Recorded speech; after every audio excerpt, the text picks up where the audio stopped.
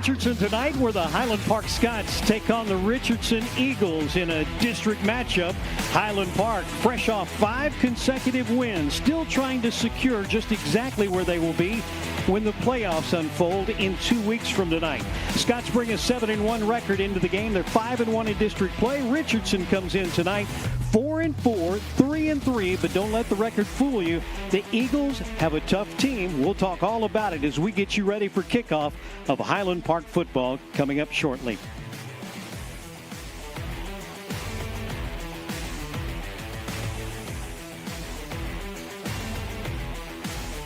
I actually look forward to car shopping with Sewell because I know that the whole process is going to be seamless, comfortable, and we're going to be taken care of. Buying a car is a big life event. I just felt very relaxed through the whole process. They put us at ease. There wasn't any pressure. It really felt like we were sitting at home trying to buy a car, especially with the cookies.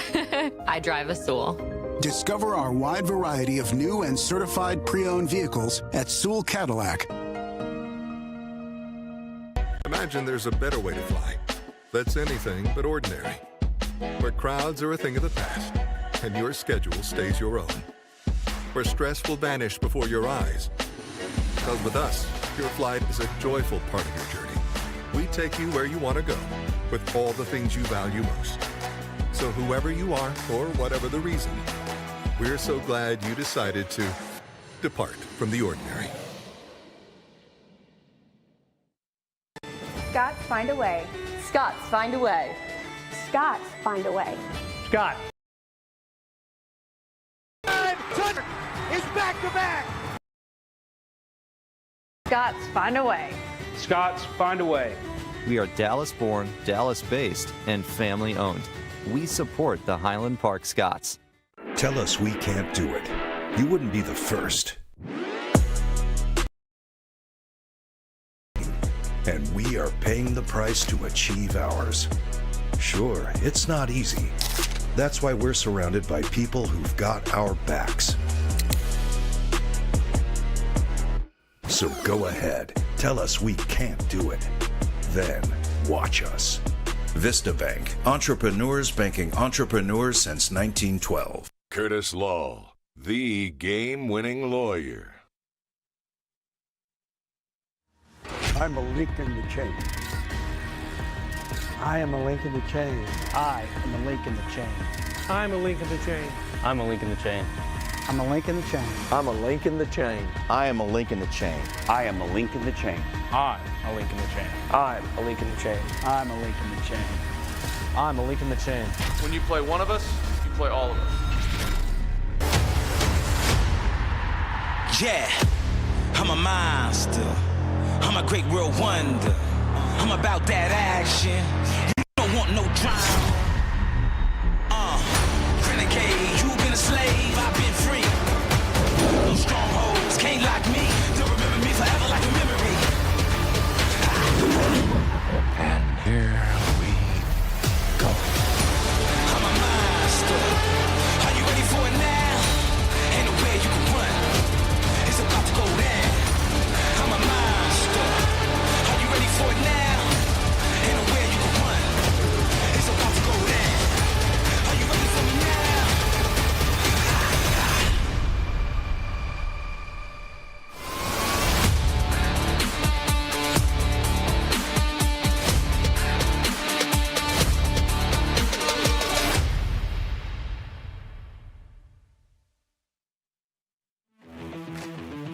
We're at Eagle Mustang Stadium tonight here in Richardson, where the Highland Park Scots take on the Richardson Eagles in a 7-6A district matchup. Welcome you into our JSX pregame show along with Jim Castellaw. I'm Russell Scott.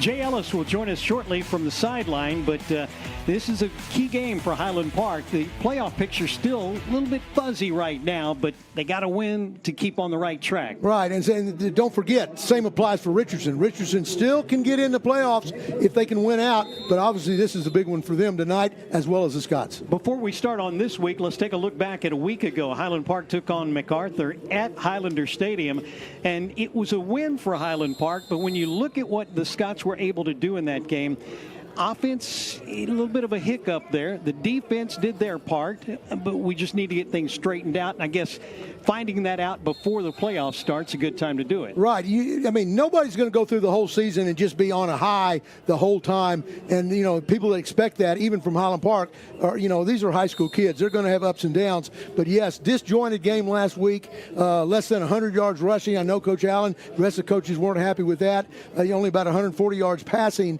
They really need to get things in sync. You got 2 games to do it before the playoffs start. Yeah, 228 total yards of offense last week. On a bright note, Cooper Schindel getting a lot of playing time last week. The running back, 8 carries, 66 yards, averaging 8.5 yards per carry.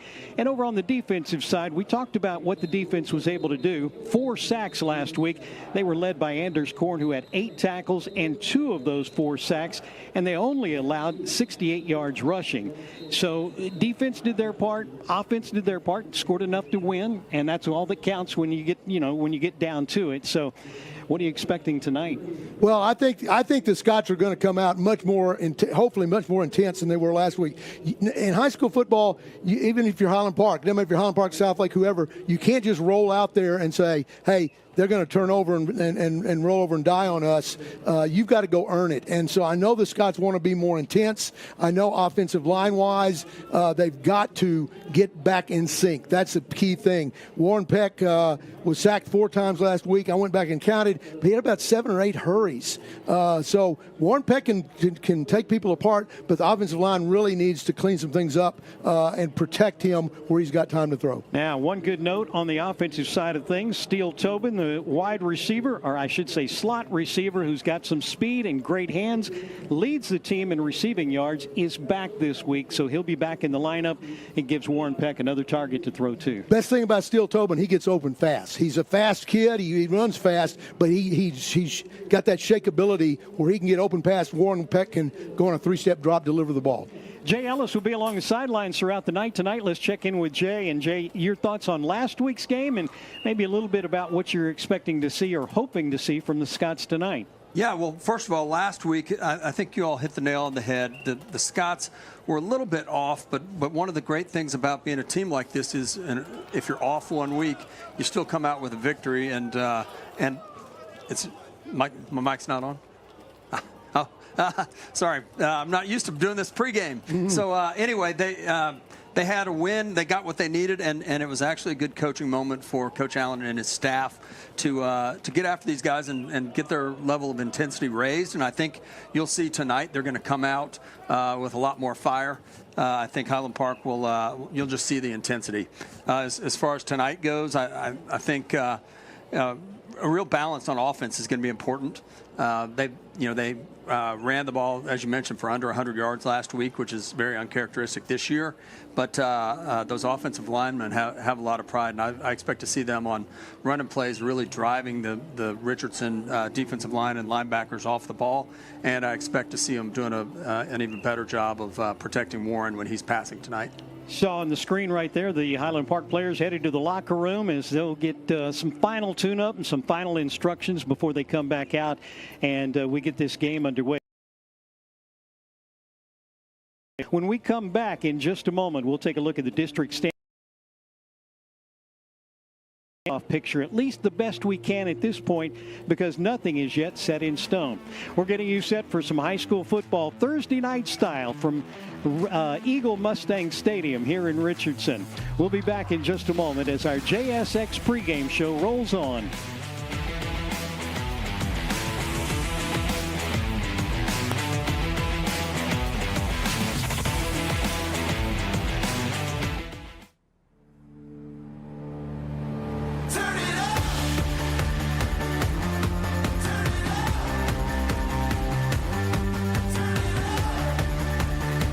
To throw, steps up, fires long downfield, has a receiver, touchdown. That's a touchdown for the Scots. Cannon Spackman.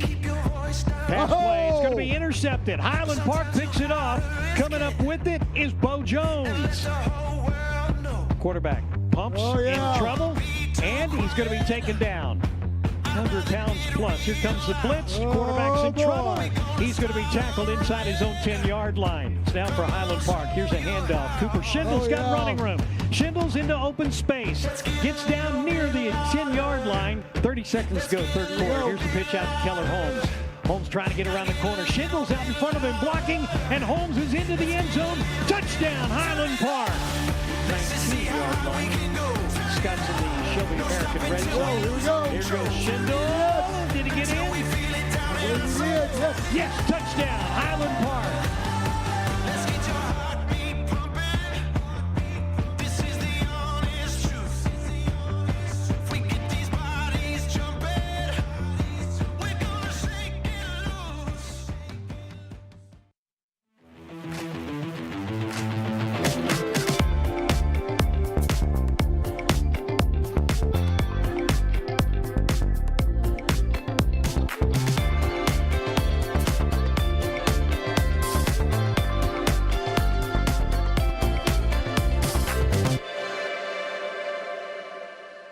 It's the Baker Brothers replay.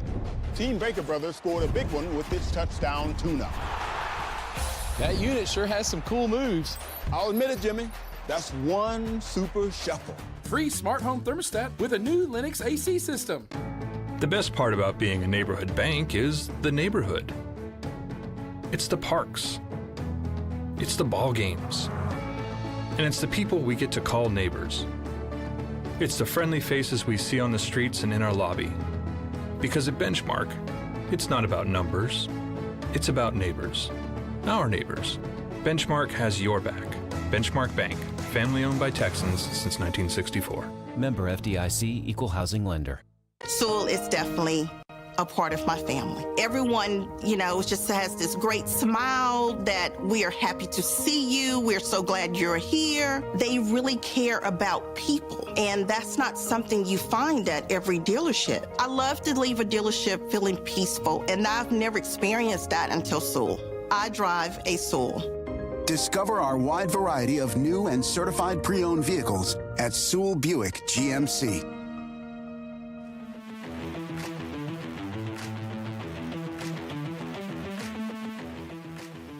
Welcome back to the JSX pregame show, getting you ready for Richardson and Highland Park here at Mustang Eagle Stadium. Along with Jim Castelaw, I'm Russell Scott. Jay Ellis is along with us as well. Mike McAbee, our statistician, just now making his way into the press box. So we got the whole crew here tonight. And let's take a look at the standings, first of all, for District 7-6A. Told you that it's not totally sure who's going to finish where because we still have this game and another game next week. But as far as the standings look right now, Lake Highlands 6-1. Of course, they're the only team to beat Highland Park this year. Scots are 5-1, Jesuit 4-2, Berkner, Pierce, Richardson, and Richardson is not out of the playoff picture at this point, correct? Correct. If Richardson wins out, they could get in. If Pierce wins out, they could get in. Right now, though, if you go by where things sit at the moment, you've got Highland Park and Jesuit in the small school division, and Lake Highlands and Berkner would go to the large school. And the large school, small school situation is made, the decision is made on that by enrollment. In other words, if anybody's ever seen Texas Football Magazine, they predict who will win the district, but it italicizes the big schools versus the small schools because they go in separate playoff brackets. Now, the sister district, the first round playoff opponents will come out of District 8-6A. And in 8-6A right now, you've got Bowie and Martin, who are the cream of the crop right there, both undefeated in district. Then South Grand Prairie and Arlington. Those 4 and 5, 3, 4, and 5 really are not set as of yet. But at the moment, it appears Arlington will be that first round opponent for Highland Park. Exactly. It looks like, based on the fact that Arlington has beaten Lamar, that the bottom would have to drop out for Arlington to miss out. So in the small school division, you'd have Bowie as the first seed and Arlington High as the second seed. Martin and South Grand Prairie would go to the large school. And so Highland Park would likely get Arlington, and who will get Bowie? Bowie would go, Jesuit would play Bowie. But Jesuit would travel to Bowie to play since they're the top seed. And then, of course, Arlington Colts would come to Highlander Stadium to face the Scots. We've got a playoff bracket I think we're going to take a look at right now, and kind of shows us a little bit better the picture. Highland Park will play a team out of District 8, as we just mentioned a moment ago. Highland Park and Lake Highlands likely will be co-champions, and then Highland Park will face that first seed or the second seed out of Division II. The game most likely will be at, well, it will be at Highlander Stadium. We pretty much know that, likely against Arlington. And I've had some people ask me, how can the Highland Park be co-champions if Lake Highlands won that game? That's the rules that were set up by the district before the season started. If you have 2 teams tied, they're co-champions. If you have 3 teams tied, they're tri-champions. Really doesn't make any difference. It only matters, the team that beat the other team only matters for playoff seeding. Now, once you get past that first round of the playoffs, then you get into some pretty high cotton. It's going to be tough. That's that district Geyer comes out of. But Geyer may not be the team that Highland Park plays this year, should they get through that first round of the playoffs. Exactly. Tomorrow night's going to settle a lot, because McKinney faces Denton Geyer. The winner of that will likely be the top seed and in line for the Scots to play the second game. If McKinney beats Geyer, though, tomorrow night, then McKinney would be in the Highland Park bracket, second game most likely. Weather looks like it's going to be nice tonight. I think the rain is likely going to hold off. It was wet earlier today, but you saw the players on the field just a few minutes ago getting ready for this one, and it looks like we're going to have mild temperatures. We'll check the complete forecast coming up in just a few minutes. But Highland Park coming into this one, Scots have a team that's averaging 400 yards of offense. They're rushing for 212, passing for 198. This is an offense that is finding its place, besides last week when they had that little hiccup, but they are on pace to do well, and hopefully tonight they can become that Highland Park offense we know they can be. Well, I think it's going to definitely help, as you said. Steele Tobin coming back is huge. Steele was a huge part of this offense before he went down with the injury, and then you add Steele to what we've seen out of Parker Thompson 2 weeks ago out in Irving. There's a lot of things, there's a lot of upside for this offense, because we haven't seen them. Again, Parker and Steele together really haven't been featured yet. We're going to see that tonight. Not to minimize any of the other receivers. Charlie Snyder does a great job. Paxton Smith, Parker Addison, Bryce Laskowski, they all are going to play big roles for the Scots on down the road. But I think when you put Steele Tobin on one side, Parker Thompson on the other, that's going to open up a lot of pass routes for Warren Peck to hit. Defensively for Highland Park, they're allowing only 295 yards a game, 161 through the air, 134 on the ground. They're going to face a team tonight that will throw and run the ball pretty effectively, correct? Right. I mean, the coaches have said, I found it interesting when I talked to the assistant coaches. You talked to Coach Allen, I talked to a lot of the assistant coaches.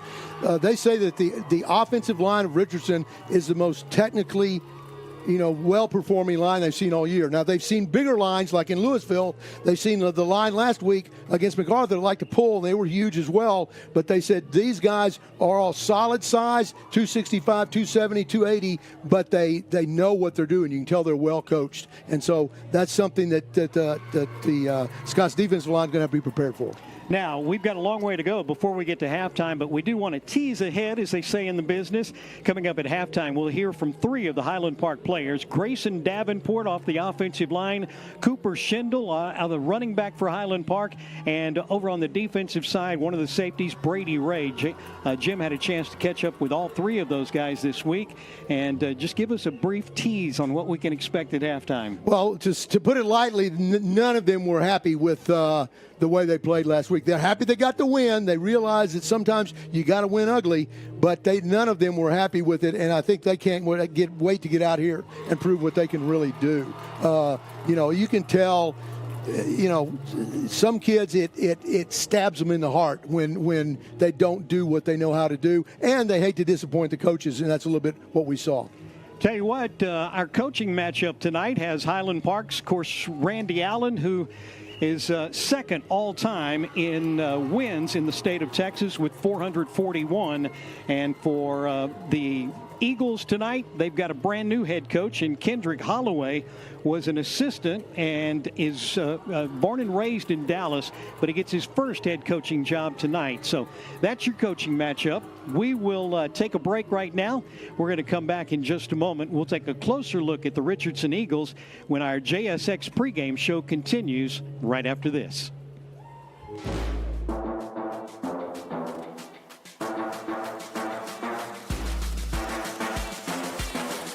What can you tell us about the Richardson team? I mean, again, they have athletes. They have guys that are big, strong, fast. So we're going to this game locked in, focused, ready to dominate as an offensive line, and so we got to be ready for that. Will you see a lot of stunts, or they bring in people from all corners? We'll see twists tonight. We'll see a four-man front. They'll switch between an even front and a nickel front. Right. So got to look out for that. Right. And Cooper, will go to you. What can you tell us about this? Do you know anything about the secondary, about the back end people or linebackers? I've mainly been studying the front. It'll be the third week in a row that we play a four-man front, so I think that'll help us out because we're pretty used to it now. And like Grayson said, they're really athletic, right? Big, strong. We think they are better than the record says, and we're going to treat them like that. Cooper, is there one or two things that Coach Allen has stressed more than any other that, hey, we got to accomplish these things Thursday night? Yes. He's been stressing to us that we're not in the playoffs yet. Like, we can't feel safe. We have to win the next two games and do it convincingly to get rolling into the playoffs. Right. And Brady, will move over to your side of the ball. What can you tell us about the Richardson offense? Yeah, we think it's one of the best all-around offenses we're going to have to play. They have three really solid receivers. It's some of the tallest receivers we've played, so they can throw up jump balls. They have a really good quarterback, but also you have to be wary of the run game because their running back is really good too.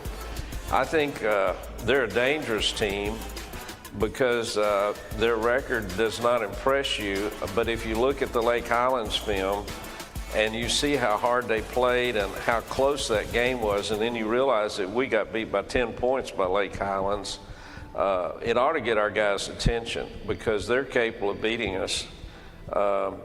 And we've got to show up and play a great game.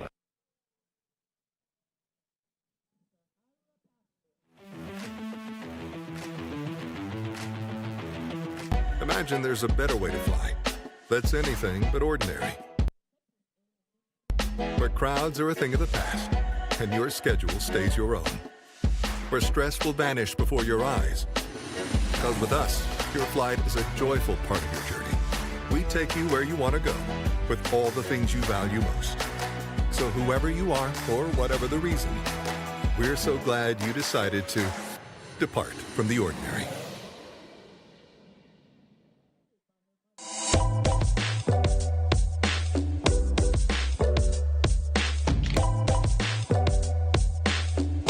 Highland Park Village, Dallas's premier shopping and dining destination.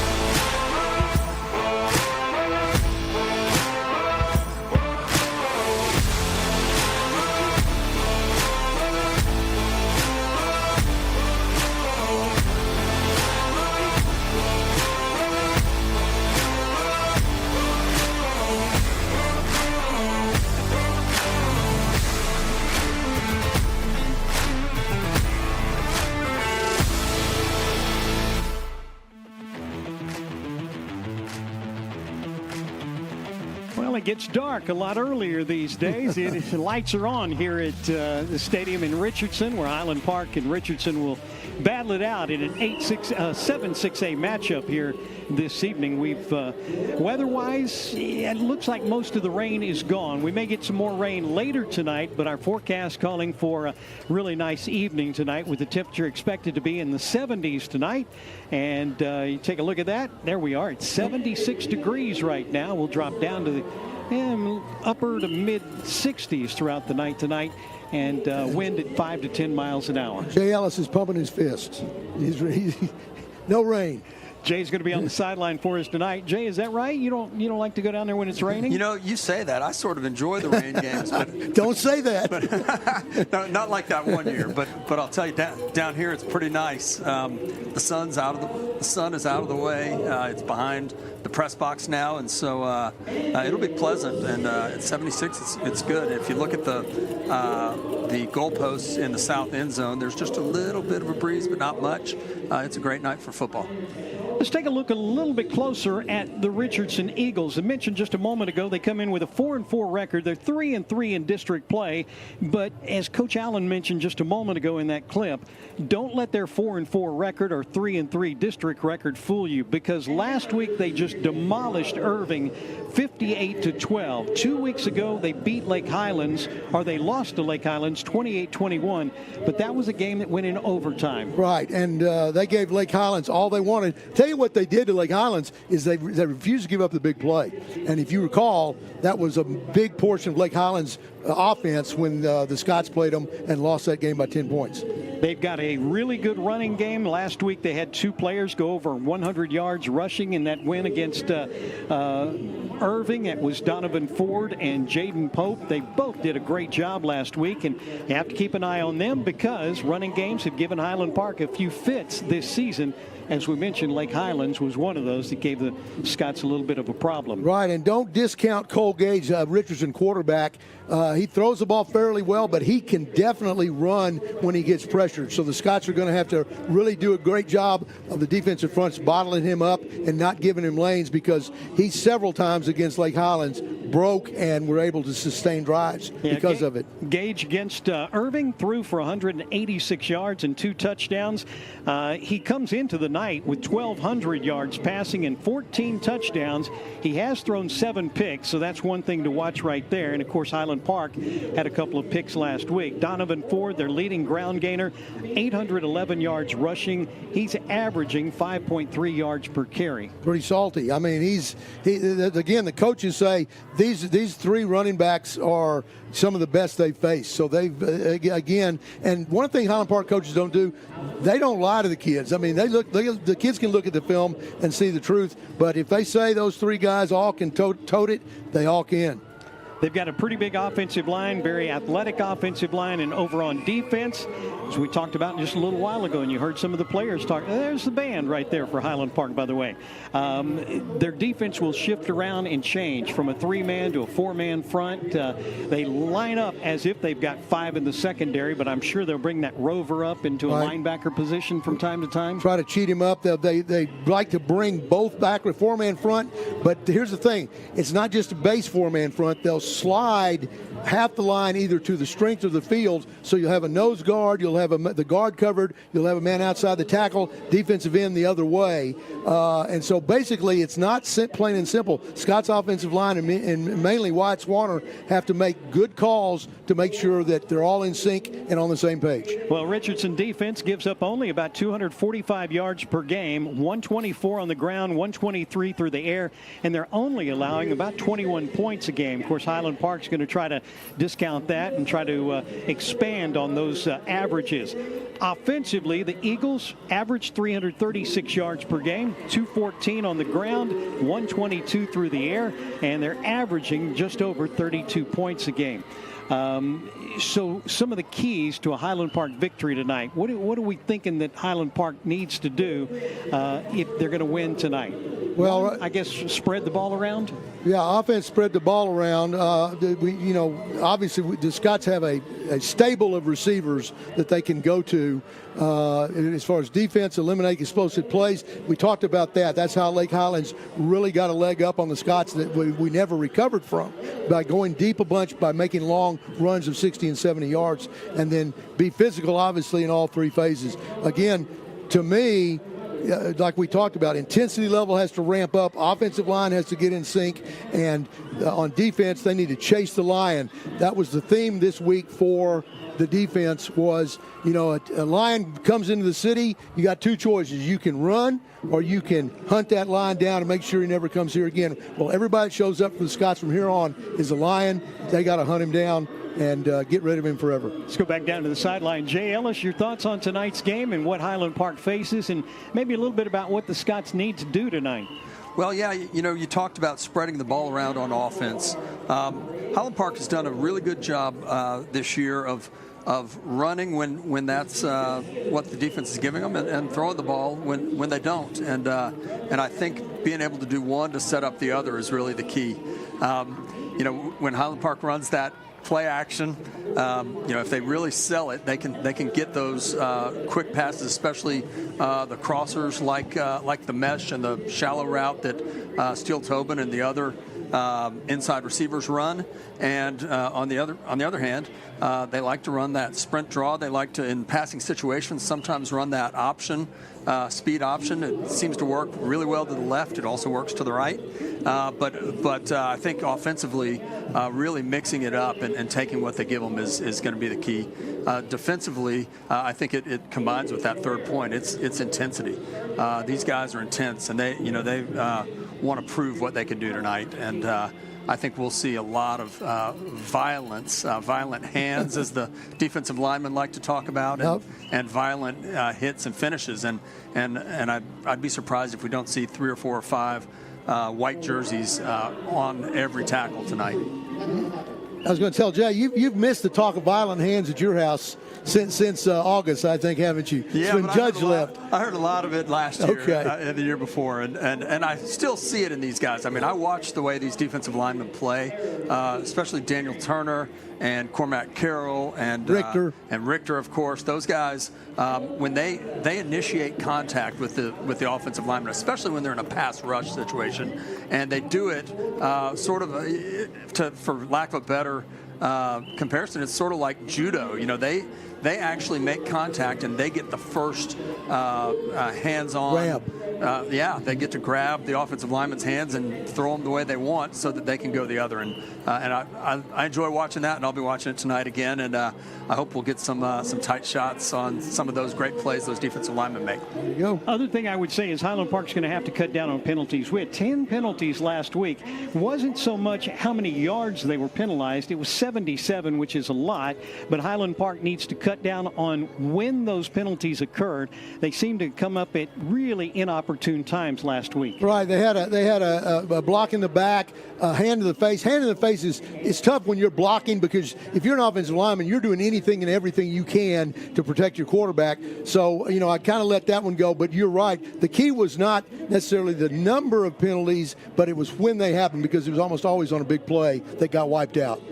Well, Highland Park won last year pretty easily, 31-0. They shut out the Eagles, but don't let that fool you. This is going to be a tight game tonight, and the Scots have to put everything together if they want to get by Richardson in this 7-6A matchup. Thursday night game, does that have any effect on the players or the coaches or getting ready on a short week? It speeds things up dramatically, but remember what we talked about after that performance last week, which again was a win. I think that every one of these young men said, "Hey, let's go back out as soon as we can and set things right." They're going to get that chance tonight. Highland Park comes into the game tonight on a 5-game winning streak. They will bring a 5-1 district record into this. They've won 5 straight. The Richardson Eagles won last week 58-12 over Irving. Eagles are 4-4, 3-3, and they're still not out of the playoff picture, so a lot on the line for this one. That's going to wrap up our JSX pregame show. We invite you to stay with us just a few minutes. We'll be ready for kickoff between Highland Park and the Richardson Eagles. We invite you to stick around for that.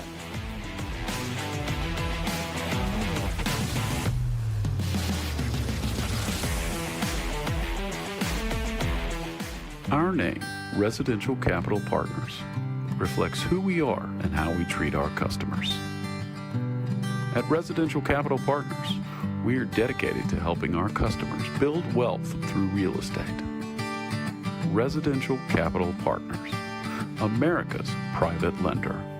Conveniently located between Lovers Lane and University Boulevard on Preston Road. Not Just Soccer is locally owned and has served the Highland Park community for youth sports equipment needs since 1989. Whether you're looking for soccer, football, basketball, baseball, volleyball, or lacrosse equipment, they carry it all, and they take pride with specialists in each sport, and in many circumstances, you'll be helped by a current Highland Park athlete. Go Scots!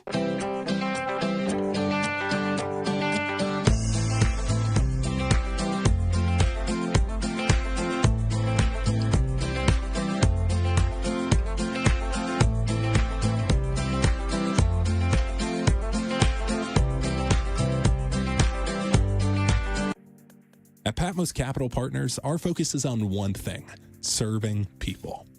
Our team is hardworking, humble, and ready to serve our residents and wisely steward our investors' capital. Our firm is focused on buying real assets that appreciate over time.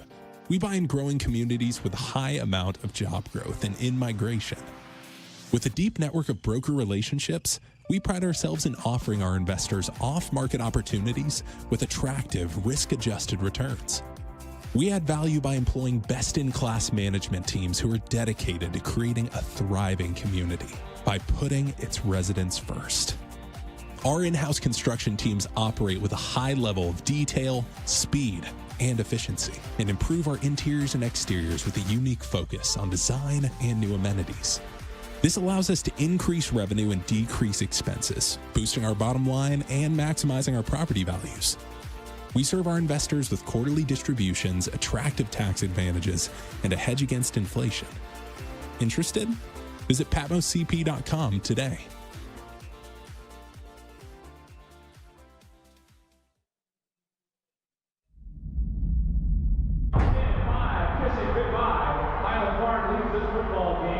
Stafford was under pressure, rolled to the left, threw 43 yards into the end zone for a prayer, and Highland Park comes down with the touchdown. Offside kick to come. Across the middle, the score step. Touchdown, Highland Park. The game is over. Highland Park has won the state championship. I'll sit down, have a cup of cappuccino, a cookie, read a book. When the car is ready, they come get me. It's a great way to start a Saturday. Discover our wide variety of new and L-certified vehicles at our Dallas and Fort Worth Sewell Lexus locations.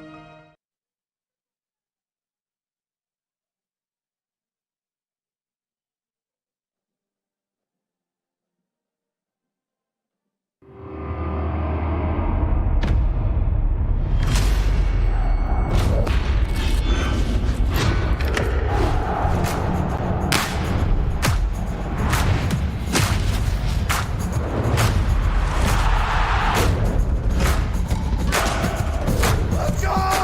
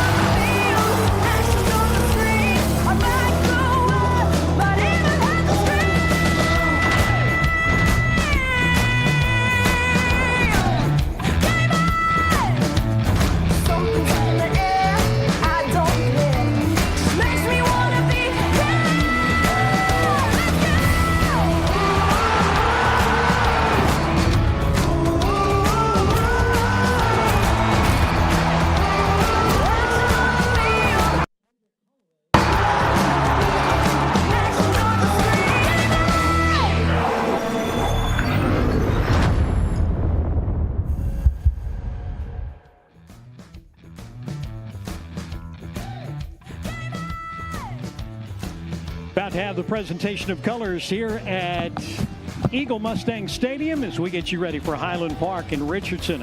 A key 7-6A matchup on this Thursday night.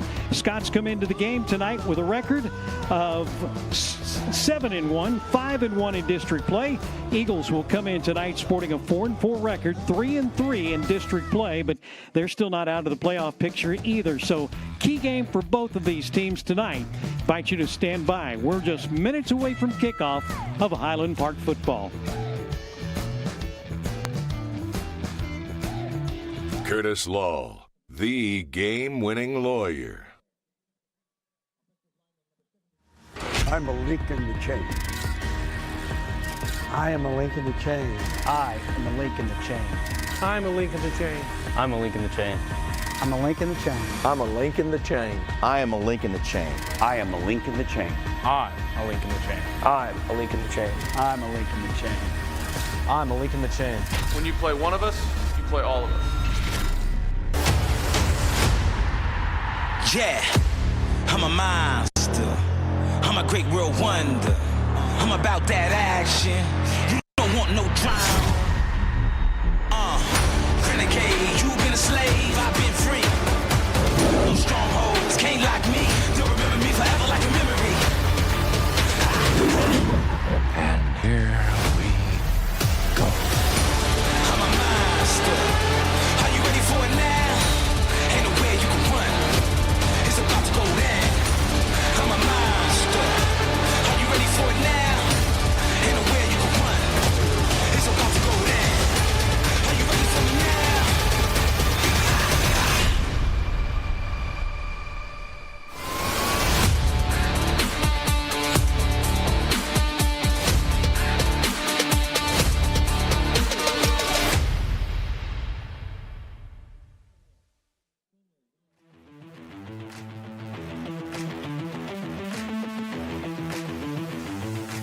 Well, we're just minutes away from kickoff. Highland Park and Richardson tonight on this Thursday night of high school football.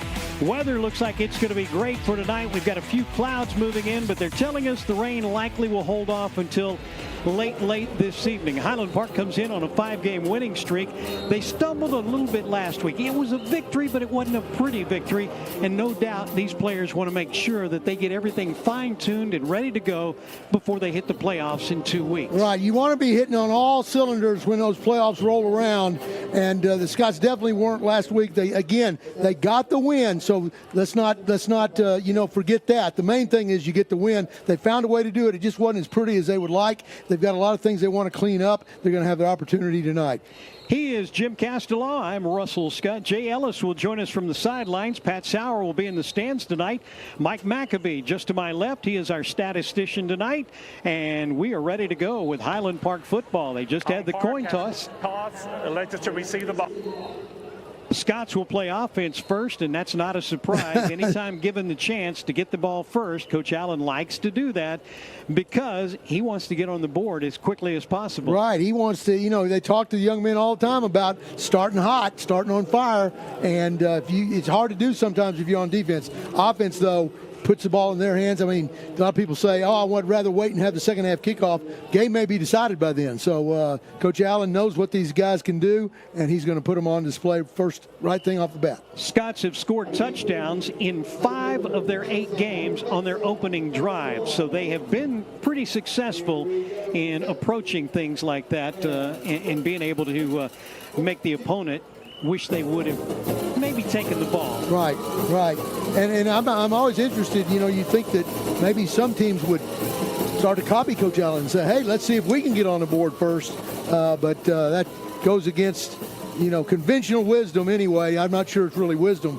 I'm going with Coach Allen and what he thinks. Coach Allen's won 441 games in his coaching career. That's a lot of games and a good reason to copy him. He's only slightly behind Phil Danaher, the all-time winningest head coach in Texas high school football. I asked Coach Allen, I said, are you looking at that? You thinking that maybe you're going to coach until you catch up with Phil Danaher, who is now retired? And he went, I don't keep up with things like that. And then he had a very sly smile on his face. So I wasn't wasn't sure exactly what to believe on that. But no doubt, he knows numbers, and he knows exactly where he stands. You may have seen this picture, but they had dress-up day all week at the high school, and Coach Allen's granddaughter, who is at the high school, dressed up as Coach Allen and walked around all day with a sign that said, "Don't ask me when I'm retiring."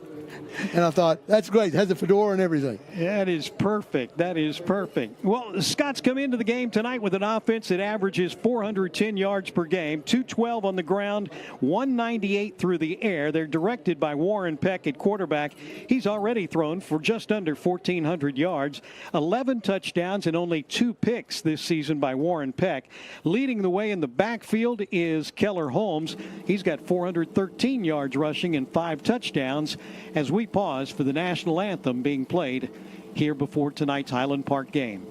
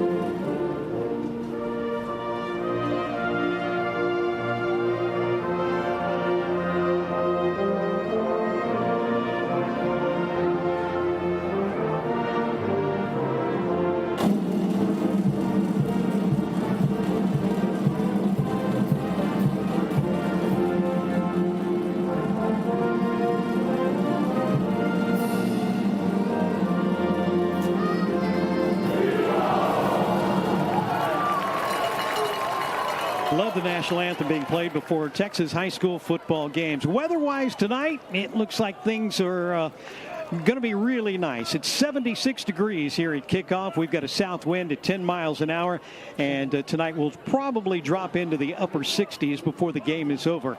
Our game time weather brought to you by Advantage Healthcare Systems. And Highland Park will get their offense out on the field. They'll defend the goal from the north, so they'll move in a southerly direction in the first half here. Talked a little bit about the offensive leaders.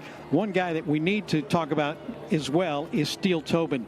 Leading receiver on this team has been out for several games with a shoulder injury. Yep. He is going to return tonight. He comes in with 339 receiving yards and 2 touchdowns.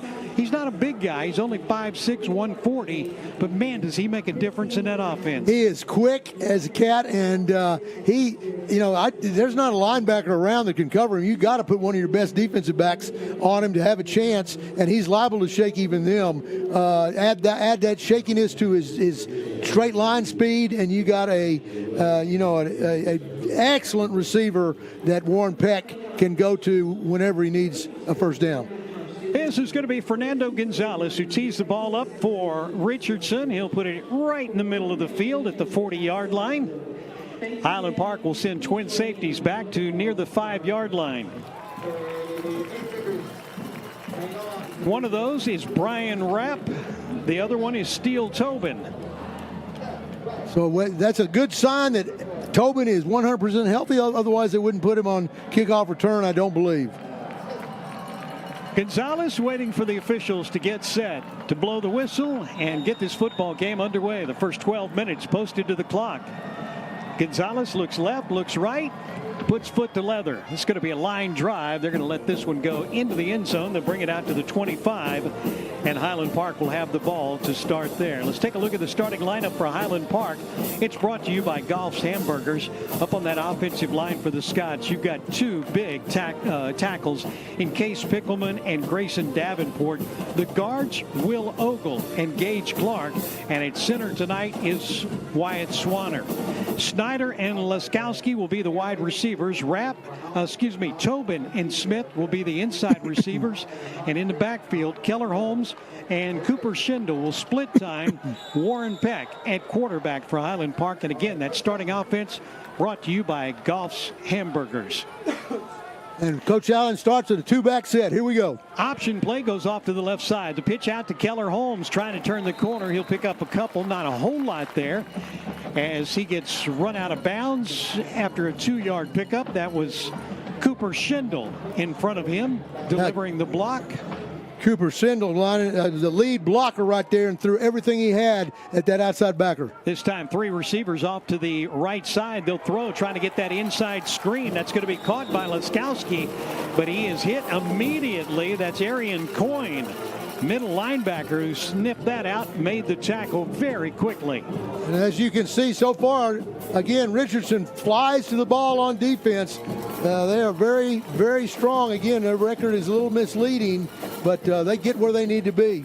Scott struggled on 3rd down conversions last week. Let's see what they do here. There we go. Going to keep Here it. we go. There's Warren Peck as he weaves his way through the defense and out across the 45-yard line. It's a 20-yard run for the Highland Park senior quarterback. And again, an option play becoming more and more a staple for the Scots right there. I'm not sure that wasn't just a called keep by Coach Allen for Warren Peck, and he dives up near the 45-yard line for a first down. David Saka had a chance to get him at the line of scrimmage. The safety came in, but Peck just ran right past him. Here we go on first down for the Scots. Schindel right up the middle. He'll pick up 3 yards before he gets his feet taken out from under him. Leon Kroner comes in to make the tackle out of the secondary. And it's 2nd down and about 7 now for the Scots. By the way, our replays this quarter are being brought to you by Origin Bank. Every great relationship has an origin story. 4-man front again for a slid over to the offensive right. Here come the backer fire. I was going to say they're showing blitz. They'll turn and hand it off. Keller Holmes pick up a couple right there. Somebody grabbed him by the jersey and pulled him down. They're going to say 1-yard pickup right there. Among those in on the tackle was Nate Wiley and Ronald Adams. Adams back up defensive end, but saw a lot of playing time against Lake Highlands. Inside linebackers, Coyne, number 34 for Richardson, is very active. Watch for the dog stunt. Dog blitz from the outside. Looks like it may be coming right now. 3rd down for Highland Park. Scots need about 6. Peck to throw out of the backfield. Keller Holmes. And breaks 1 tackle. Gets enough for the first down. Move the chains. First down, Highland Park. That was Owaduni, who finally makes the tackle. It's going to go for 8 yards, and take a look at it right here. Well, that's a quick read by Warren Peck right there. Sees the backer coming on the dog blitz like we talked about, number 34, and just floats it easily over him. Here's an end-around play. This is going to go to Tobin Steele. Here we go. Steele Tobin's got a Here we big go. break, and he's going to take it all the way into the end zone. A 43-yard run by Steele Tobin. What a run by the young man who is just back after injury. Well, we talked about a lot in the pregame how much he means to this offense, and the first time he touches the ball right there on a little slot end around, he breaks 43 yards for an opening touchdown for the Scots. That touchdown brought to you by Bob Lilly Promotions, proudly supporting the Highland Park Scots since 1999. Kensington Vanguard National Title brings you the PAT. Here's Nick Regas. Has not missed a PAT this year. Still has not missed a PAT. He's 38 for 38. And Highland Park's up 7-0 with 8:55 to play in the first quarter. Well, we watch that replay if we get a minute here. But Tobin really accelerating from right to left. Get some good blocking out in front. We'll try to bring up that replay here shortly. Here it comes. Warren Peck obviously fooled the cameraman right there, but Tobin with the ball out in front just runs away from the defense. Almost a horse collar at the end. Glad they do it. Richardson, young man, pulled off of that. Highland Park's got a lot of receivers, and all of their receivers can do good things, but Steele Tobin adds one more, and that's the speed that he's got. And you saw it right there. Adds a whole different wrinkle to the offense. Speed, elusiveness, again, great hands. I've watched this young man, since he was very in 7th, 8th grade, and he's special. I mean, He can make things happen. His defenses have to adjust to everything he does. Here's that scoring drive for the Scots. They go 75 yards in 7 plays, take 3:05 off the clock, touchdown, a 43-yard end around to Tobin. Regis adds the extra point, and with 8:55 to go in the first quarter, Highland Park 7, Richardson nothing. This drive recap brought to you by Odelay Tex-Mex. This kickoff brought to you by Davidson Bogle Real Estate. It's going to bounce at the 10 and will eventually go out of bounds. But tell you what, Michael Allen was playing with fire right there as he stood there and watched it. And assuming it was going to go out of bounds, how many times have we seen those balls bounce the other way? Yeah. And he would have had some problems. Yeah, and Regis is a guy who can do that as well. He can put a little spin on it. But I'm with you. I believe I'd have picked it up and said, I'm going to get what I can get. I'm not going to gamble that this is going to go out of bounds. But either way, yeah, our fair catch, you get the ball at the 25-yard line. But Richardson will take over. Let's take a look at our defensive starters here for Highland Park. Up on that line, Henry Richter, Cormac Carroll, Daniel Turner. Linebackers on the outside, Anders Korn, who had a great game last week, and Wesley Winfield, John Allen, and Jack Morris, who is the leading tackler on the inside. Oh, boy. Here's a handoff, goes right up the middle, and there's a first down and much more. That goes all the way down into Highland Park territory. That is Donovan Ford, first carry of the night for Richardson, and they rip that off down to the Highland Park 37. Well, Richardson wants to run the ball, and they demonstrate that right early. They go with a double wing right there, and the wings fold inside and block the backers and pick up huge yards. Stack both sides. This time the quarterback wants to throw. Flares this one out right side, just throwing that one away, intended for Evan Tabora, but it's incomplete. The rest of the lineup for Highland Park's defense, Wes Giese, Jack McCollum are playing the corners tonight. Brady Ray and Jackson McKinley are the safeties for Highland Park. And again, our starting lineup brought to you by the good folks at Goff's Hamburgers. And that previous play, Henry Richter putting heavy pressure on the Richardson quarterback, Cole Gage, forcing him to throw it early before he wanted. Gage, sophomore quarterback, hands it off. Running play goes right side. Keyshawn Polk turns the corner. He'll pick up 7 yards before he's finally tackled in front of the Highland Park bench. John Allen, the first man to get there to make the tackle for Highland Park.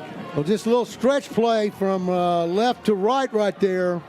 And Ford trying to get outside, but again, John Allen with a nice play to limit the gain. Third down and about 3 now.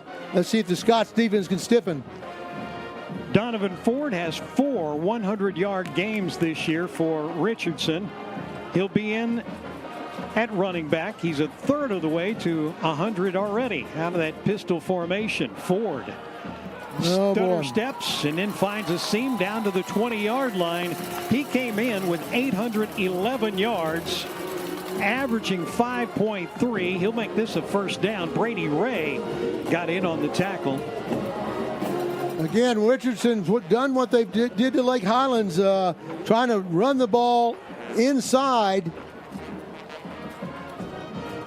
Scots are going to swap their corners. Jack McCollum will go to the right. Wes Giese is going to go back over to the left side. Remember, Richardson's got tall receivers. Keep an eye on that. 2 backs in the backfield as Cole Gage will work out of the shotgun. Gage can throw. He's got 1,200 passing yards this year. Swings this one out to Ford. Oh, he's going to be taken down immediately. How about Jack McCallum? Playing cornerback, saw exactly what was happening, steps up to make the tackle, and that's going to go for a loss of 1. Well, Jack McCallum got picked on a little bit last week, and I think he's determined to show you're not doing it to me this time. Comes up like a linebacker or a defensive end, making that hit for about a 1-yard loss. Replays this quarter brought to you by Origin Bank. 6:35 to play first quarter. Scots are up by 7. Oh, yeah. And Ford, no place to go. He started up the middle. John Allen and Brady Ray right there. He tried to reverse, but it was too late. They locked on and brought him down. Third down, 11 for the Eagles. Well, one of the things you'll see here, the Scots really maintain gap control rather than running off and trying to make the play on their own. Each man, Daniel Turner, Brady Ray, Cormac Carroll, they guard that gap and they don't move out of it, force the running back to come to them rather than the other way around. Keyshawn Polk in at running back. He'll be just to the right of the quarterback. They'll send Michael Allen in motion across the formation. Here comes the blitz. Throws. It's on the way. And I believe that it was Michael Allen, the intended receiver. Giese was defending, but I'll tell you what, it was Jack Morris who was applying the pressure. That may have made the quarterback throw it a little bit early. Now take a look. Right through the Whoa. middle. And I think Morris pulled off to possibly avoid any type of roughing the passer call. Probably a good decision. But Cole Gage is going, I'm glad I got rid of the ball when I did. Because otherwise, he's asking what day is it. Fernando Gonzalez, going to be a 28-yard field goal attempt from the left hash mark. I'm sorry, 38-yard field goal attempt. He missed it. It's wide left. And score will hold. It's 7-0, Highland Park. Defense does their job. Great job there. Again, the Eagles, a team that comes in averaging 32 points a game. Scots hold them with 0 after the missed field goal on that opening drive for Richardson.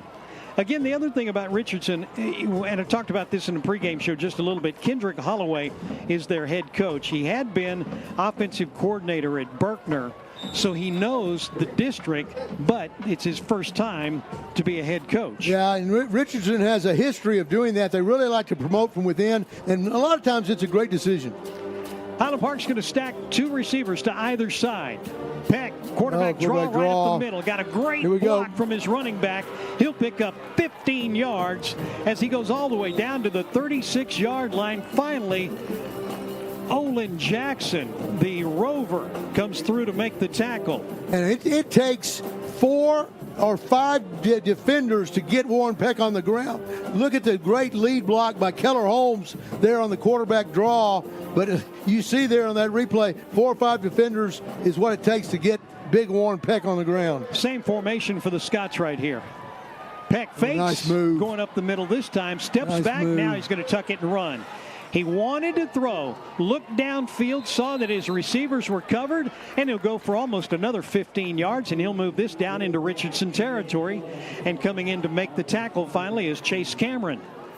Now, Warren Peck, I believe he could have hit Keller Holmes if he'd have seen him, but he saw the open green grass, and he took off. Not a bad decision, 12-yard gain. First down, Highland Park. Swing it out right side. This is going to be caught. Parker Thompson turns it upfield. He'll pick up about 4 before he's going to be bounced out of bounds. Coming in there is Leon Kroner. This little stop route. Again, Coach Allen probably setting up the Richardson defense. Run that a couple of times with Parker Thompson, and then he'll be by you. 3 receivers go to the short side of the field. That's the bottom of your screen as you watch it. Throw it again. This is going to be Thompson again who made the catch. He'll get inside the 40-yard line before he's rolled out of bounds. And that is going to be Owaduni. 4-yard gain for the Scots. Brings up 3rd down and short. On 3rd downs this season, Highland Park converting at 53%. 2 for 2 so far tonight. Make it 3 for 3 tonight. That's Keller Holmes, who just pounds his way through the middle of the defense. David Saka, the free safety, comes in to make this. I call him the free safety. They call him their hero safety. Right. Well, Highland Park right there with the counter tray coming back to the left. Really get some good blocks from Gage Clark and Davenport. Going down right side, that's going to be caught. Beautiful catch downfield for Highland Park. And that's Steele Tobin. Wow. Made a great catch inside the 10-yard line. Watch Tobin right here. Peck steps up in the pocket. Great protection from the offensive line. And watch Tobin get 1 foot down. I don't know if he's aware, but yes, he is. You see him pointing to the ground saying, I got my 1 foot in. Keller Holmes will take the handoff up the middle. He'll grind it down to about the 6-yard line. Highland Park into the Shelby American red zone. For the first time tonight, they scored their long touchdown from outside of the red zone. Holmes again. Nope. This time it's going to be the quarterback, Warren Peck. He's going to get walloped by Leon Kroner. He's the free safety, and a loss of 1. What the Scots have off that play, they fake the zone dive. Peck comes out of it, but Peck also on another play has an option to throw the ball on an RPO, and we'll see if that shows up here shortly. This is a mostly senior defensive unit for Richardson. They've got 3 juniors that start. All 3 of those are on the defensive line. 3rd and goal to go, Highland Park. Peck wants to throw. Nice block. Started right, cuts back to the left side. Now he throws it, and it's going to be incomplete.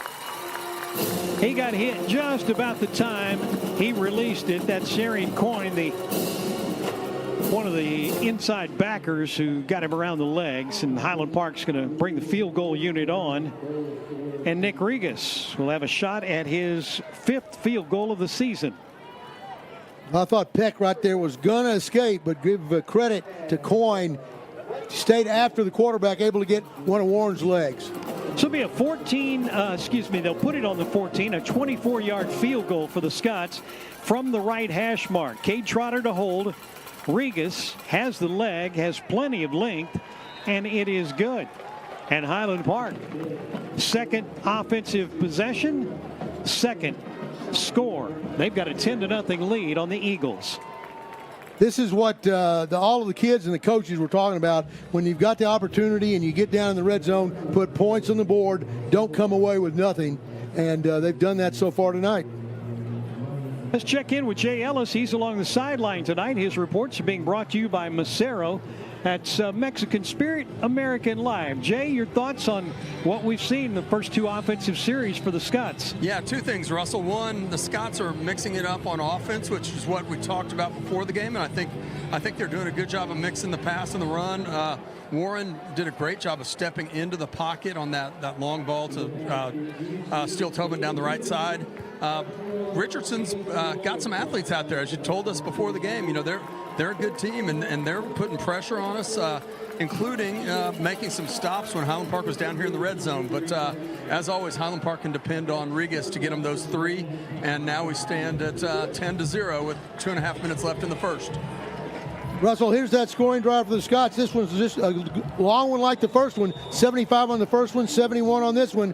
10 plays. Scots take 3:11 off the clock. Regis has the 24-yard field goal, and with 2:31 to go in the first quarter. Highland Park 10, Richardson nothing. That drive recap brought to you by Odelay Tex-Mex. Kickoff is, well, a fair catch was called, and then he muffed it, and it goes out of bounds. Oh, man, you can't ask any better than that. It's going to be at the 2-yard line, and that's where the Eagles will start after the Davidson-Bogle kickoff. Well, I guess the return man for Richardson thought better of what he did the first time, thought he better catch it, and a fair catch was a good decision, but you got to field the ball to get the ball on the 25-yard line, so Richardson's going to start at the 2. There's a look at it right there. They'll start from the 2-yard line. Pat Sauer joins us tonight. His sideline reports brought to you, actually the stadium reports, grandstand reports. Pat Sauer brought to you by Macero. Hey guys, I've got Kelly and Stephen Clark, Gage Clark's parents. Yeah, thanks for standing up. So you've got 2 older kids. One's in New York. Where's the other one? He's here in Dallas. He's at SMU on the golf team there. Oh, wow. He's on the golf team. All right, so how do you grow them that big? Just because of dad? It's all by the grandparents. Okay. Oh. And where's he planning to go? He's got his junior year this year, next year senior year. Does he know where he's going? He does not. No idea yet. Well, we sure appreciate what he does. The O-line never gets all the credit for the touchdowns, but we know that's where the work's done, right? Well, I hope so. Yeah. I don't know. I know he works hard. Thank you. Appreciate it. Have a good Thank you very much, Pat. Cormac Carroll and Jack Morris on the tackle of Donovan Ford on the first carry, and that went absolutely nowhere. 2nd down and 10. Again, Gage at quarterback out of the shotgun, turns, hands it off. Ford this time may get the 2.5, but there's just nothing there. Highland Park's got a big wall of players there, led by Henry Richter. Cormac Carroll was there, and Brady Ray was in there as well. Well, look at that right there. Morris actually overran the ball, but they're not giving Turner and Korn, Richter, Cormac Carroll all standing their ground saying you're not getting an inch. 3rd down now from deep in their own territory, their own 3-yard line. Eagles are 1 for 2, converting 3rd downs tonight. Let's see if Coach Leidner brings the heat, tries to get in Cole Gage's face before he can let the ball go. Gage out of the shotgun. Ford will stand to his right. Now we've got a whistle, and a timeout's going to be taken by the Eagles. They want to make sure they get this right because they don't want to give Highland Park the ball any closer to the goal line than they have to. All right, one more Highland Park score, and Richardson really starts to doubt their ability to win this game, but Scott's got them pinned up after that muffed kickoff by Richardson. Only 1:07 to play. Highland Park's up here in the first quarter, 10-0, scoring on their first 2 drives of the game. Total offense now 146 to 50. Highland Park 146, Richardson 50 yards of total offense. And Richardson ripped off that first play, and he thought, oh no, but the defense is obviously adjusted and stiffened very quickly. Here we go. Again, this is going to be a key play, or very well could be a key play in this game. 3rd and 9 from their own 3-yard line. Eagles will have the quarterback and the running back both lined up in the end zone as they snap on this play. Highland Park's got 3 down linemen. 3 receivers going to the left side. They'll turn, hand it to Ford. He crosses the 5, gets down near the 10. He's finally upended by Jack Morris. It's a 7-yard run, but it's short of the first down marker. And 4th down, they still need 2. And it looks like the punting unit is coming on. And look at that extension by Jack Morris, reaching out, getting the ankles. If he doesn't get the ankle right there of the Richardson running back, that may be a 20, 30-yard gain right there. But Scots are going to force a punt, and is that Tobin deep? No, it is Cooper Schindel. Schindel deep. It's going to be Fernando Gonzalez who'll kick from his own end zone. Gets the snap. He just did get it away, and it's a pretty good punt. Fair catch called for by Schindel. He bobbled it, dives on it. Highland Park will have it at their own 41-yard line. Not a bad punt at all for Richardson, especially when you think about it coming out of your own end zone to do it. Highland Park had a good rush on. Almost got it. Almost got to the punter, but not able to do so. Scots will get 1, maybe 2 plays before we end the first quarter, up 10-0 on Richardson. And again, I know we've talked about this back and forth, but playoff picture is still not solidified for either Highland Park or for Richardson. So this is a key game tonight. Coach Allen's been telling the guys all week long, hey, you're not solidified a playoff spot, and Richardson still can get in. So they're going to be playing you hard. You got to come out with everything, guns blazing, everything hitting on all cylinders. That was a 49-yard punt and bobble. And here the Scots go on a running play, and this is going to be Cooper Schindel, goes off right tackle all the way out to the 48-yard line. Olin Jackson Scots on the tackle, 7 yards, and Highland Park goes up tempo right here. On 2nd down, they'll swing it out near side. Laskowski, he'll get the first down. He did a great job of running with the ball after he made the catch. He headed back towards the middle of the field.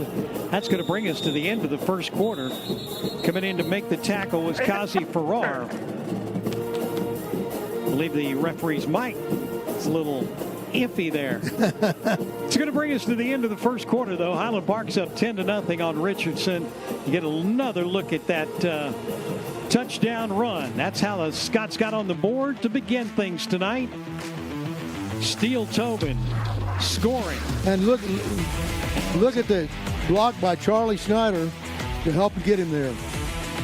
That was the only touchdown of the first quarter, 10-0. We'll kick off. We'll start the second quarter when we come back right after this timeout. Not kickoff. We've done both, new and pre-owned. It's the same experience. It's everything's the same. They make it too easy to even think about going anywhere else. Discover our wide variety of pre-owned vehicles at Sewell.com today.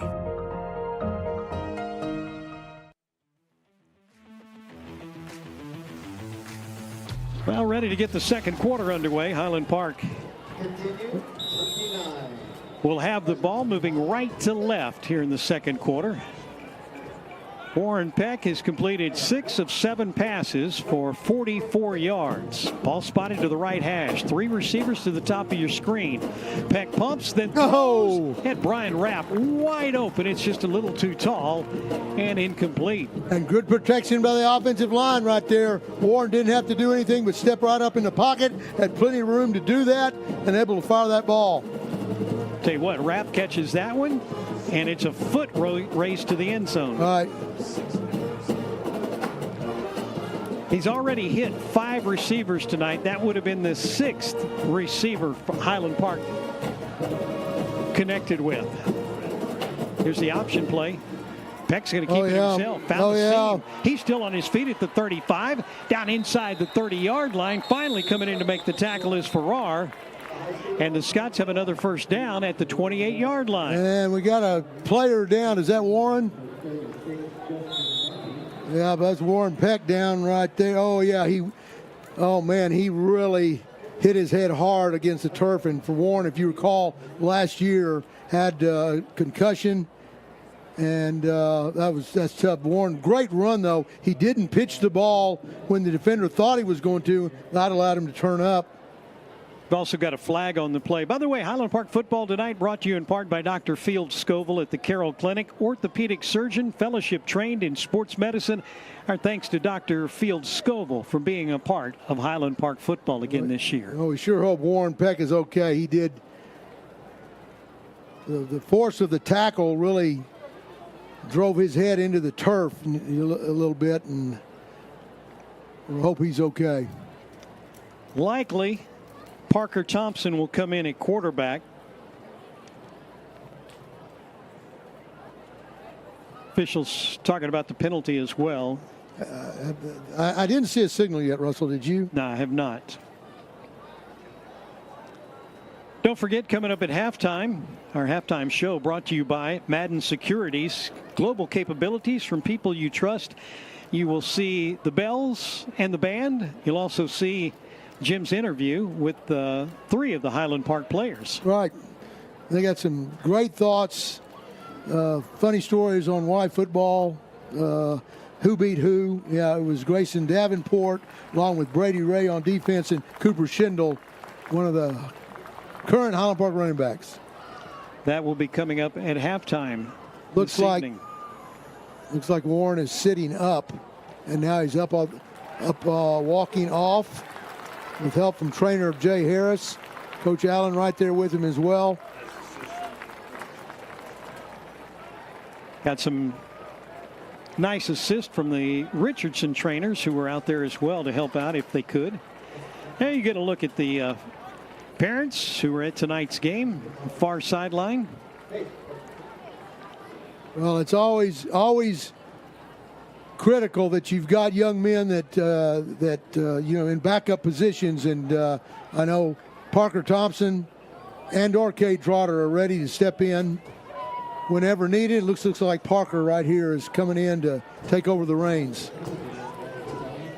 Parker only 6 of 11 passing this year for 56 yards. He does have 1 touchdown. That was a penalty on Highland Park. Move the ball back to the 49-yard line. Thompson's going to run with it. Started up the middle, cuts back outside. Oh. Nice little pirouette.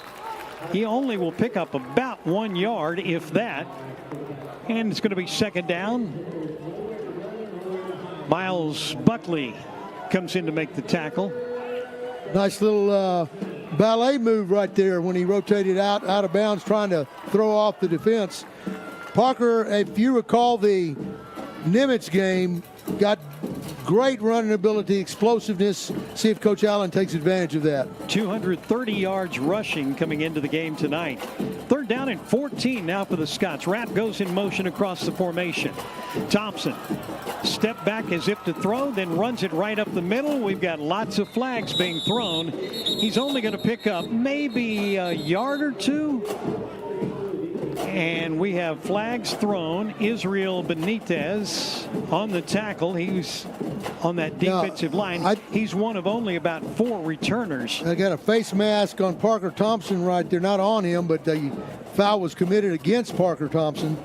That's going to give Highland Park a first down. kind of allow the offense to reset a little bit after Peck goes to the sideline. They'll move the ball all the way down to the 33-yard line. Scots will have it, left hash mark. Depth is critical this time of year. No matter how far you go, you're going to need backups to come in and do the job. That's Charlie Schneider at the bottom of your screen. He'll be wide left. You got 3 receivers off to the right side. Thompson again looks and then takes it right up the middle. Design play right there for the quarterback to run with it. He goes for 11 and has the first down. Yeah, but I think that's design play, as you said, Russell, right there. Watch Gage Clark pull up on the backer, making a good block. Running back Keller Holmes kicks out the defensive end. Allows good things to happen. Scots are up 10-0. 10:39 to play, first half. Holmes just to the left of the quarterback. Again, Thompson. Thompson. Touchdown. Parker Thompson. 22 yards. And that touchdown brought to you by Bob Lilly Promotions, proudly supporting the Scots since 1999. Well, you'll see that same play run by Parker Thompson probably as long as he's in the game, because it's tailor-made for his skills. Scots run the Pluto play where they fake the stretch dive to the right. Parker Thompson reads it, pulls it out, and explodes straight up Swanner's spot right there for a touchdown. Extra point from Nick Regas out of the hold of Cade Trotter. Snap is back. Kicks up and on the way. And it is good. That extra point brought to you tonight by the good folks like Brett Kennedy and Peter McGuire with Kensington Vanguard National Title. Take another look at it right there. Replays this quarter brought to you by HP Wealth Partners. Real guidance for real people. Great big hole opened up by the Scots offensive line. Ogle, Swanner, Clark, Davenport, and Pickleman. 6'3", right at 200 pounds. 193 is what they listed him at the beginning of the season. You don't arm tackle him. No, you don't. And he is so explosive. You saw it right there, how quickly he got to full speed. And that's one of the things that makes Parker so dangerous, is that he doesn't have to rev up to get going. He just explodes out of there. It's like a sprinter coming out of the blocks. Pat Sauer's in the stands. He's got another fan. So let's check in with Mr. Sauer. Stand up. Hey, I've got my next victim. It's Megan Spackman. Megan, your son Cannon is doing a great job. Last week, catch or no catch? Total catch. I saw it. I was standing right there on the sideline. He got a foot down. It was great. Funny story. Talk about inside, outside. Why did he move back to the outside? Because he grew over the summer. So he started as an outside, then never touched the ball. He didn't think, so he wanted to go inside. And then the inside was crowded, so he wanted to go back outside. I love that. Inside was crowded, so he said, Coach, I want to play on the outside. Here we go. Nick Back to you Regas guys. with the kickoff, brought to you by Davidson Bogle Real Estate. Land is their business. Bring it out to the 25 on the touchback. And Russell, here's that scoring drive for the Scots. This time they go 59 yards in 6 plays. They've now had 75, 71, and 59. They take 1:51 off the clock. The touchdown, a 22-yard keeper by Parker Thompson. Regis adds the extra point. And with 10:27 to go in the half, it's Highland Park 17, Richardson nothing. That drive recap once again brought to you by Odelay Tex-Mex Excellence. Born in HP, for HP.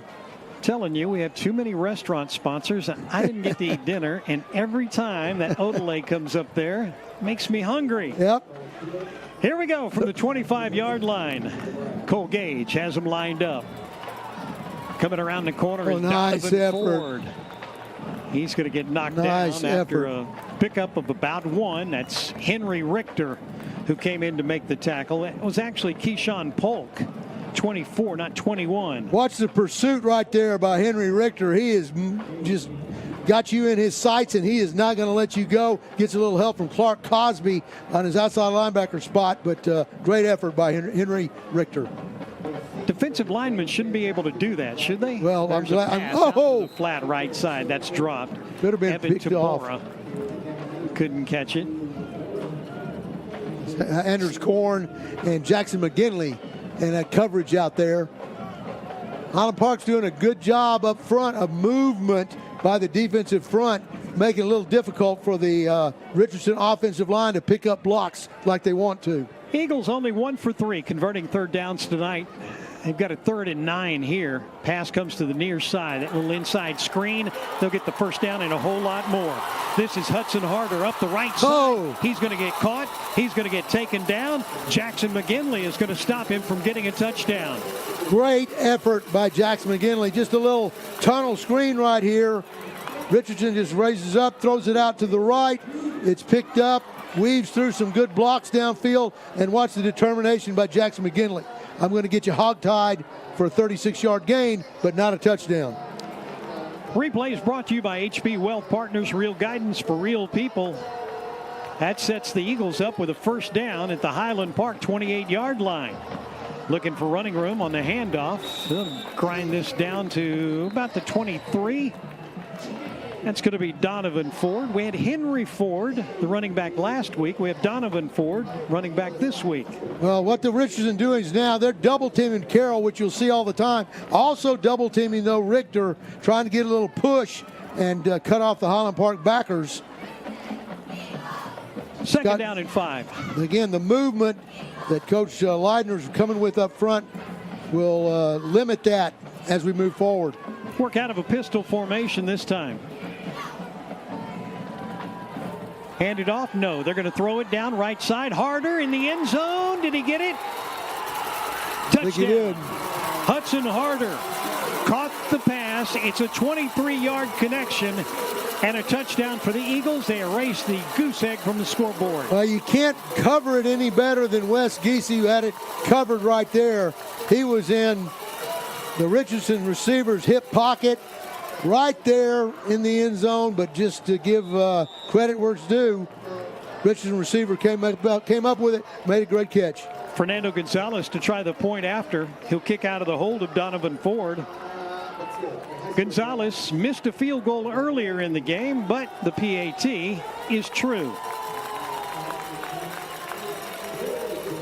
10-7 now. Highland Park still with the lead. And if we get a replay here in a minute. 17-7, I'm sorry.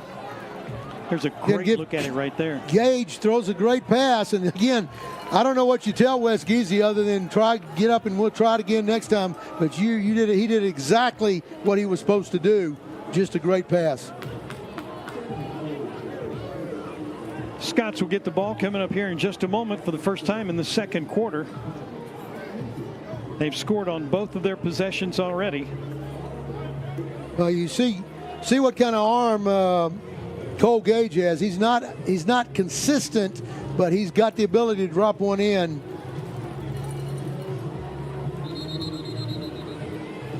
This is where the Scots need to come back and really put the hammer down and convince Richardson that you're not going to get back in this game because we're going to keep scoring. Here's that scoring drive for the Eagles. They go 75 yards, 5 plays, took a minute 34 off the clock. Touchdown, 23-yard pass from Cole Gage to Hudson Harder. Extra point is good by Gonzalez. And with 8:53 to go in the half, it's Highland Park 17 and Richardson 7. Highland Park's going to send Brian Rapp and Steele Tobin deep to do the return chores. This is going to be a high skied kick. Fair catch is called for and will be made by Keller Holmes at about the 35-yard line. The Scots will have nice field position. And the offense will come back out. I said the Scots had scored on their first 2 possessions. Their first 3 possessions they scored on. Right. Touchdown, field goal, touchdown. That's right. Mike Maccabee, our stat man, says, don't make me look bad. Coach Allen going with a 2-back set again, but a sniffer look from Keller Holmes, which you don't see Highland Park run a lot. 2 receivers out left, 1 to the top of your screen. They'll send a man in motion out of the backfield, and they'll swing it out near side to Schindel. He's not able to hold on to it, a little bit far in front of him. And second down. This is a point in the season when you start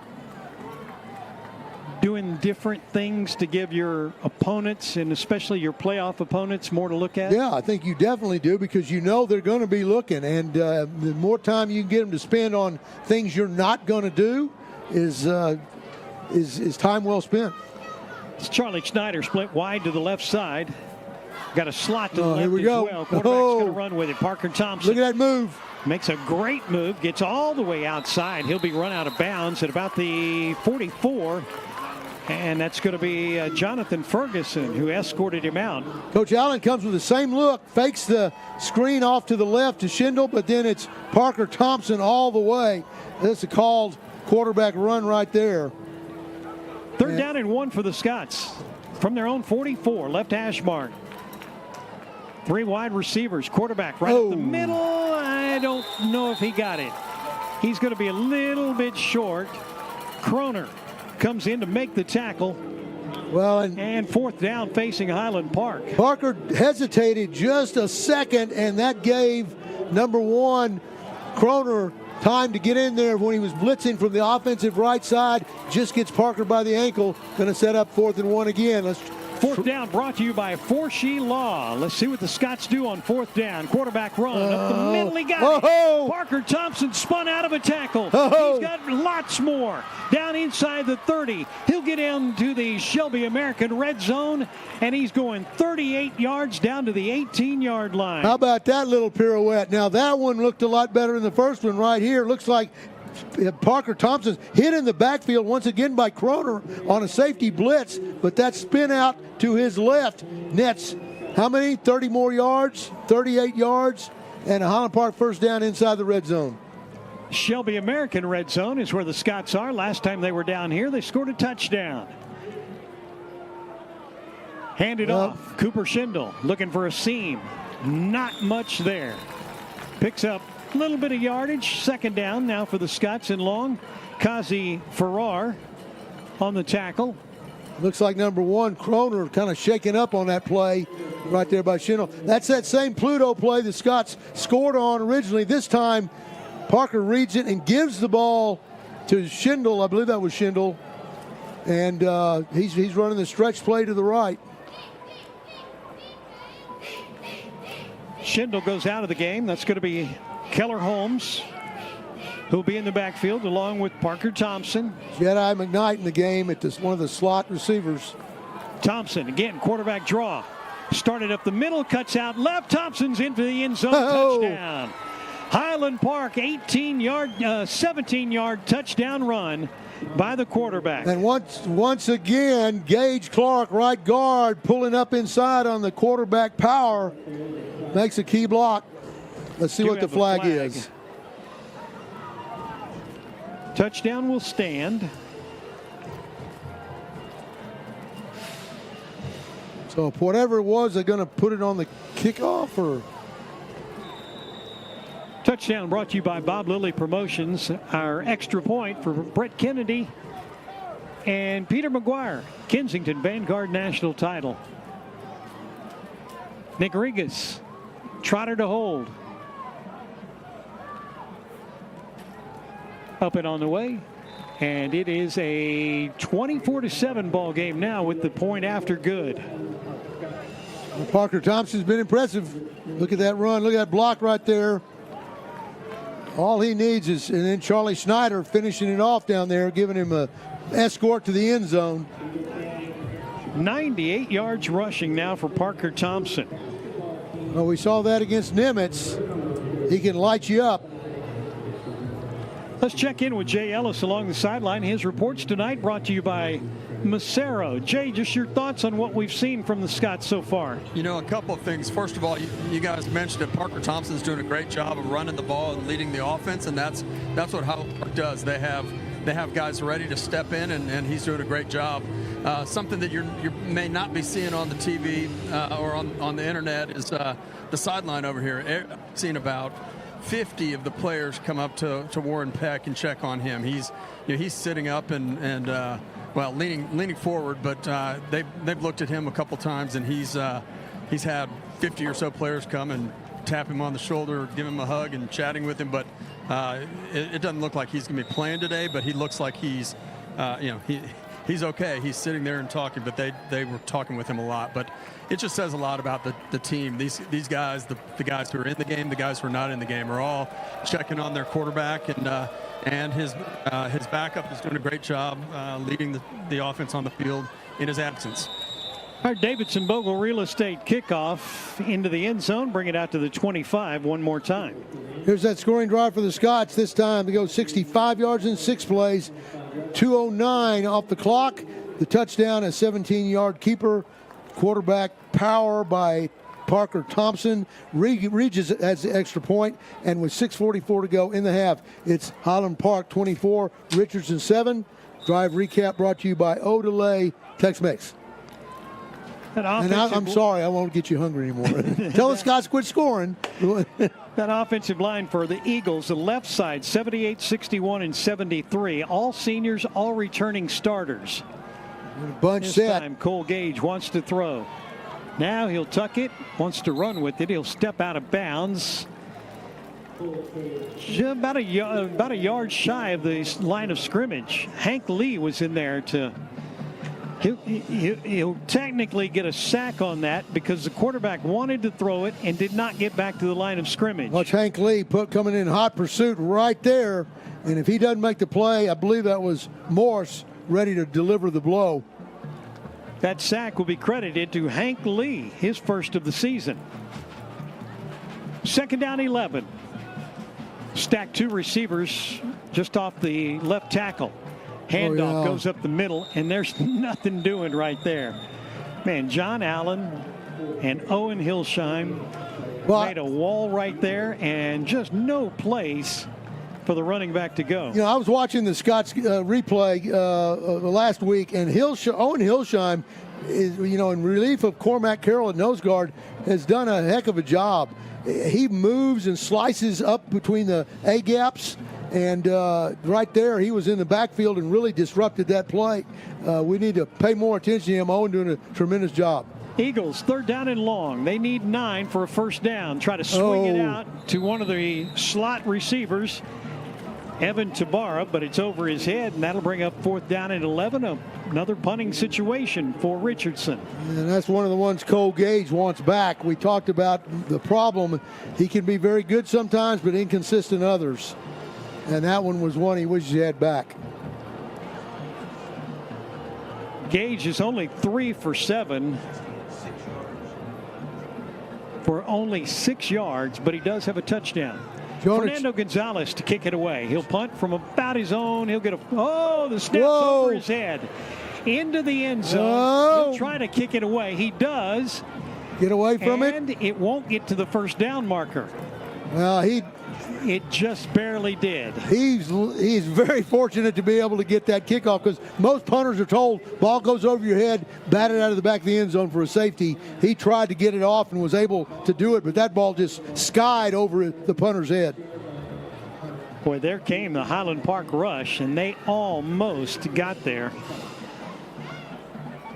That was Brant Williams. And Brant Williams is the young man, I think, blocked that punt last week or got close.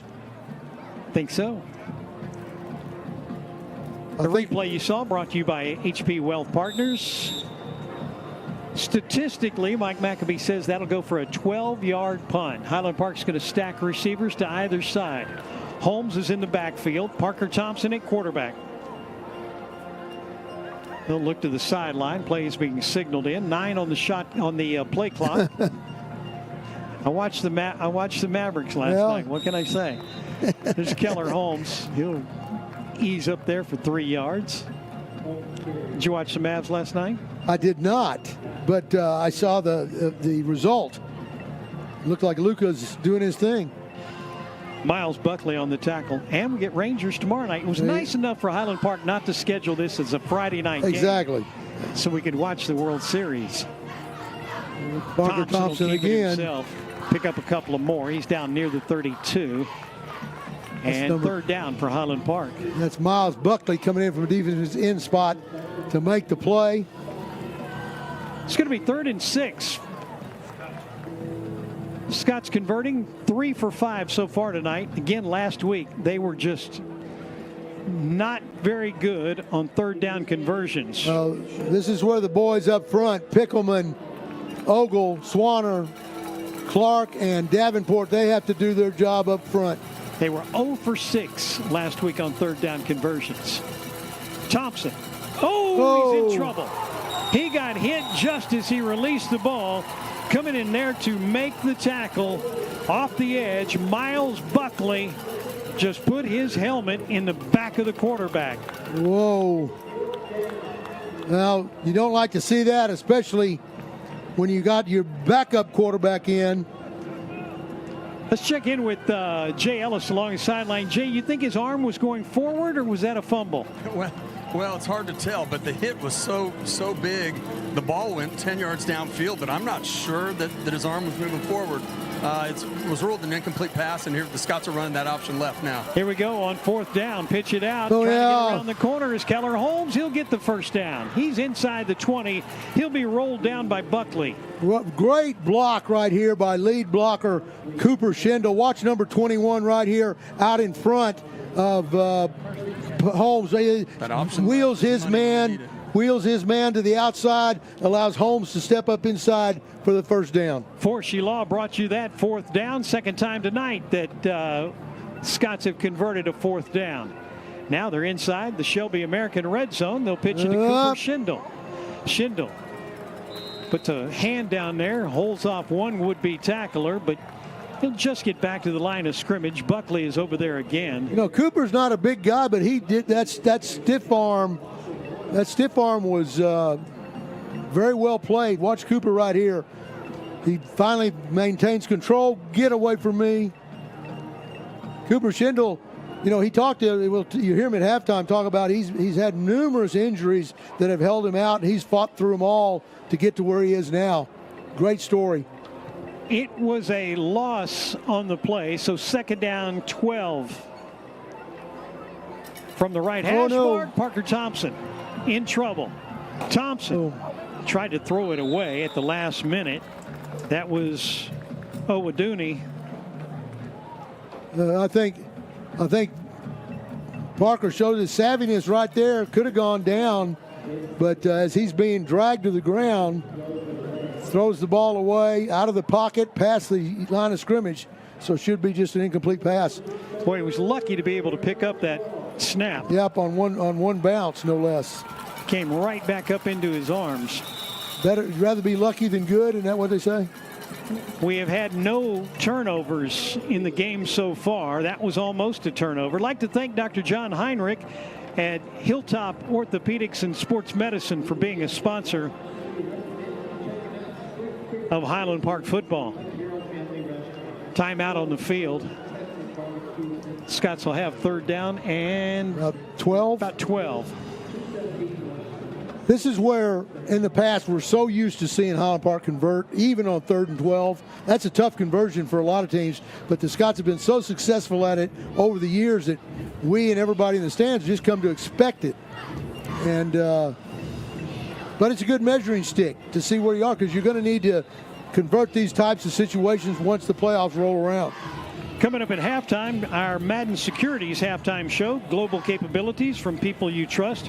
We'll take a look at some of the highlights, some of the first half stats. Of course, you will see the Bells and the band perform here at Eagle Mustang Stadium. Third down and long for the Scots. Thompson looked right, spins out of it, throws this one over the head of his intended receiver and out of bounds. That was Steele Tobin at the back of the end zone. Incomplete. He had linebacker on him right there. Yeah, Coyne, number 34, in Parker Thompson's face and knocks him down after the ball is thrown, but shows good sportsmanship by going back and helping Parker up. It's going to bring on a field goal, at least line up as a field goal from Regis. Be a second of the night. This is going to be a 38-yard field goal attempt from the right hash. Cade Trotter to hold. Kicks on the way, and from here, it is no good. Ooh. I was going to say, I can't tell. It went wide left.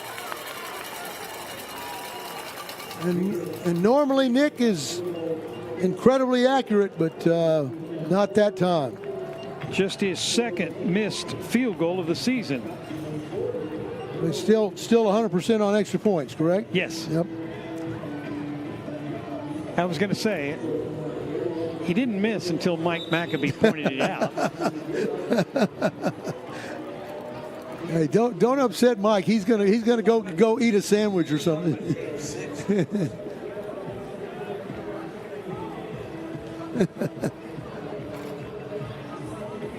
One of these days, we're going to have all of our off-air conversations on air. Yeah, you sound like Jackie Gleason. One of these days, Alice.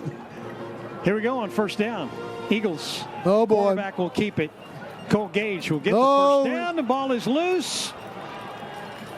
Yep. And I believe that's Jack Morris. Jack Morris came up with He ripped it out, if I'm not mistaken.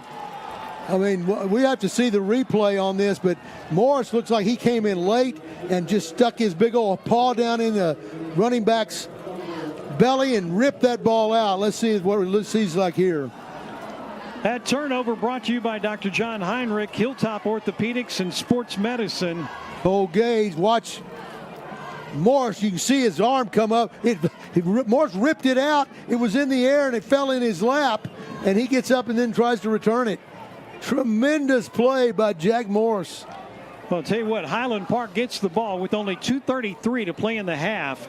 Scots have a chance to extend their lead. They're up 24-7.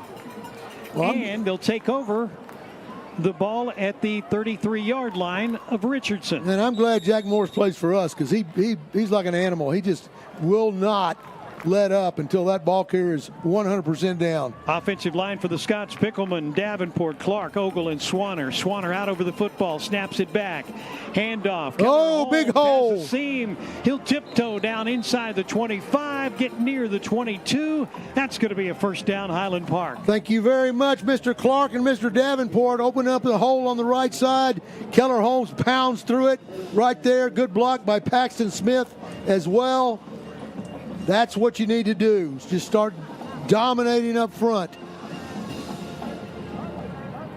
Scots have forced 6 turnovers this season. They've not turned any of those into points. Trying to change that tonight. There's a play that's going to go for no gain. Holmes slips down. Linebackers there to tackle him. Arion Coyne. He's one of the returning. Both of their linebackers are returning starters. Again, Richardson loves to bring the backers. They'll line up in that 4-man front and then bring the backers in the same gap to overload a guard, or they'll come from the outside. Swanner snaps it back. Thompson will run it himself. He's got some running room up the middle. Gets grabbed by the arm and slung down inside the 15-yard line. It's going to be a 9-yard pickup for Parker Thompson. And move the chains, and the Scots have a first down inside the Shelby American red zone. Well, Coach Allen has adjusted his offense a little for Parker Thompson, knowing that's a running back that carries the ball on that counter tray. But due to Parker's running ability, obviously Coach Allen's telling him, you run with the ball there. From the 12-yard line, Thompson won't get back to the line of scrimmage. He'll lose back to the 17. It's Saka comes in there to help make the tackle, along with Nate Wiley. And a timeout's going to be taken right here. Loss of 5.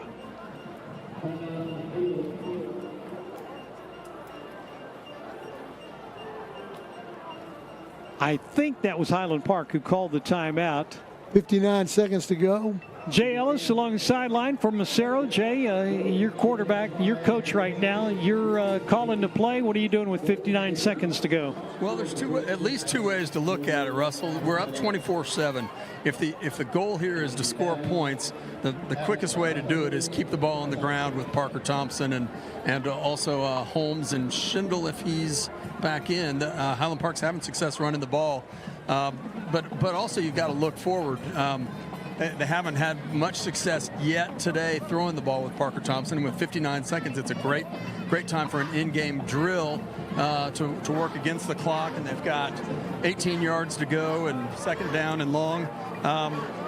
We'll probably see another quarterback draw, but I'd like to see Parker throw the ball, either split those safeties or hit Leskowski in this back right corner. And keep in mind, Jay, that Parker Thompson made a note to me when we talked last week that he loves throwing the ball to Steele Tobin. Look for that hookup possibly as well. Actually, look left, not right here. 2nd down and 16. Holmes in the backfield. Thompson throws back to the right side. And it's going to be an incomplete pass. Bryce Laskowski was the intended receiver. Highland Park now 241 yards rushing, 49 yards passing in this game. So approaching 300 yards of total offense by halftime. Which was basically 50 yards more than what they had all of last week. 3rd and 15. Thompson again out of the gun. Holmes in the backfield. 4 receivers this time. Here's the lob into the end zone over the intended receiver's hands. Even if he caught it, he was going to be out of bounds. Laskowski almost got into the long jump sand down there, didn't he? Probably pretty wet down there. Looks like Coach John's going to opt for the field goal. What was his first field goal? 24. This is 34. This will be a 34-yard from the right hash. It's got the distance, and it is good this time. Scots extend their lead to 20. It's 27-7 as we approach halftime here at Eagle Mustang Stadium.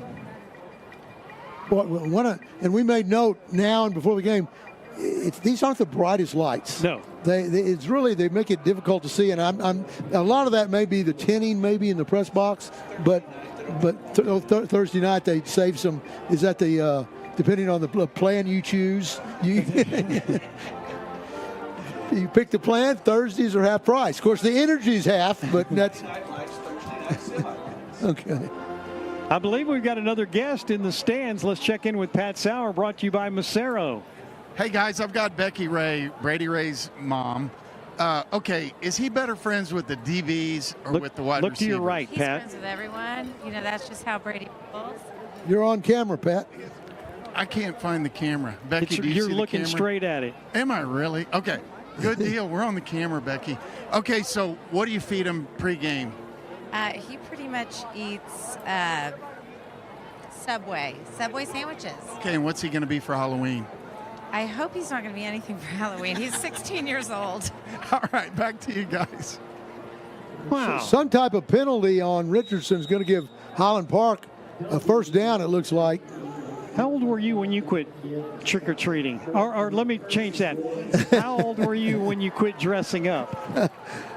I think anything past 12. Okay, so penalty. They took the points off the board. Highland Park gets the ball back on a first down inside the 10-yard line. Parker Thompson's in trouble. He'll get slung down behind the line of scrimmage. They'll take this all the way back to the 13-yard line. Yeah, that was the option play right there, and it's very difficult to fake out that option, man. Parker obviously a little more comfortable with that than running that option. This time he'll pitch it out to Keller Holmes. Holmes going to get dragged down. He picked up about a yard. He will not get to the 15. And again, that's going to be Coyne on the tackle. I guess that scoring drive we can throw in the trash. That's right. Okay. Not often you see coaches take points off the board, but you get a first down and goal-to-go situation. I guess that changes things. Right. We have a player down for Highland Park. I believe that's Keller Holmes. And the lead. And I tell you, Highland Park's running, Coach Gibbs started out with 4 or 5 excellent running backs. And over the course of the year, Axley's been out a couple of weeks. Holmes now limps off. Rapp had to move out to take Steele Tobin's place at slot receiver, but he may be coming back in the backfield tonight. Our thanks to Dr. Field Scoville over at the Carroll Clinic, orthopedic surgeon, fellowship trained in sports medicine, for being a part of Scots football. And thank you, Jay. I forgot to mention James Lancaster, who had a season-ending knee surgery. So a set of running backs that were 6 deep at one point now are down to 1 or 2. It's going to be a 33-yard field goal attempt, this time from the left hash mark.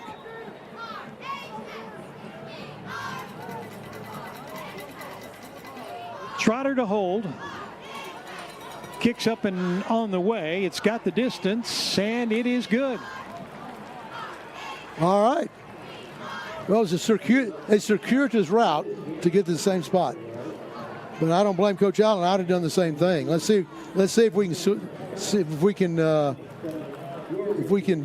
to take the ball down and score. And as Jay said, just run the clock a little more.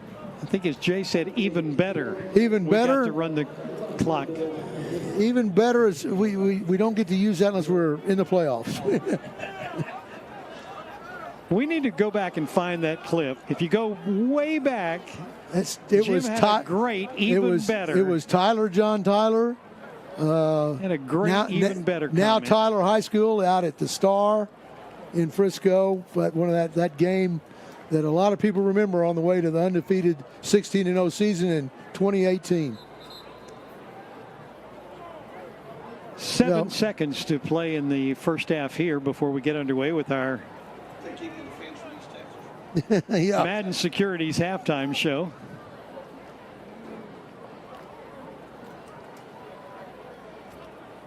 We'll start off halftime with the band and bells. Our kickoff brought to you by Davidson Bogle Real Estate. Land is their business. Regas to kick from the left hash. Kicked it out of the end zone the last 2 times. Let's see if he can make it 3 in a row right here. He'll do it 3 in a row. Bring it out to the 25, and the Eagles will have maybe one play. We've only got 7 seconds to go before halftime. Bells and band will lead things off at halftime. We'll come back after they're finished, and we'll join you with a look at some of the highlights and some of the numbers. I don't know if we got time or we can fit in the schedule, but I noticed next door, Jack Sides, who was a great offensive lineman for the Scots back in 2015, if I understand correctly, and has just come back from overseas. He was deployed overseas in, I think, Iraq, but I'm not quite sure. But we'd love to catch him for a minute or two if we could. We've got our player interviews as well. Yeah, he is time. Over in the Highland Park coaching booth because he helps whenever he's in town. Looks like the Eagles are just going to go into protective formation down the ball, and that's going to bring us to halftime. At the break, 27-7. Highland Park leads Richardson. We'll come back with our halftime show brought to you by Madden Securities in just a moment. The band and the bells are coming your way after this timeout.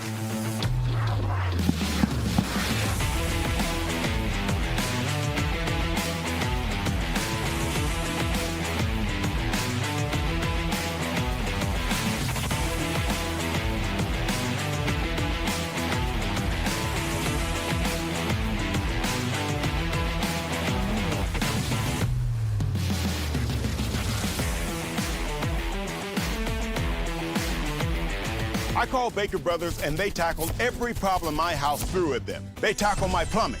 They tackle my HVAC system and my electrical issues. Great play, Jimmy. I'm Mike Singletary, and I approve this tackle. Baker Brothers. Great service.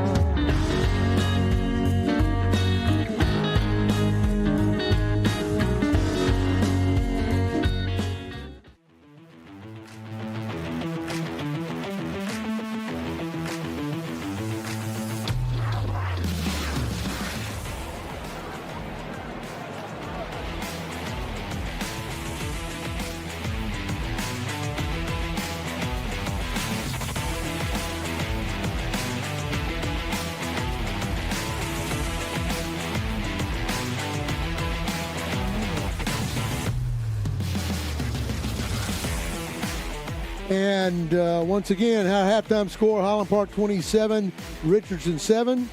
And the Highland Park Band is in the process of taking the field, and we will hear their presentation shortly, followed by the Highland Bells.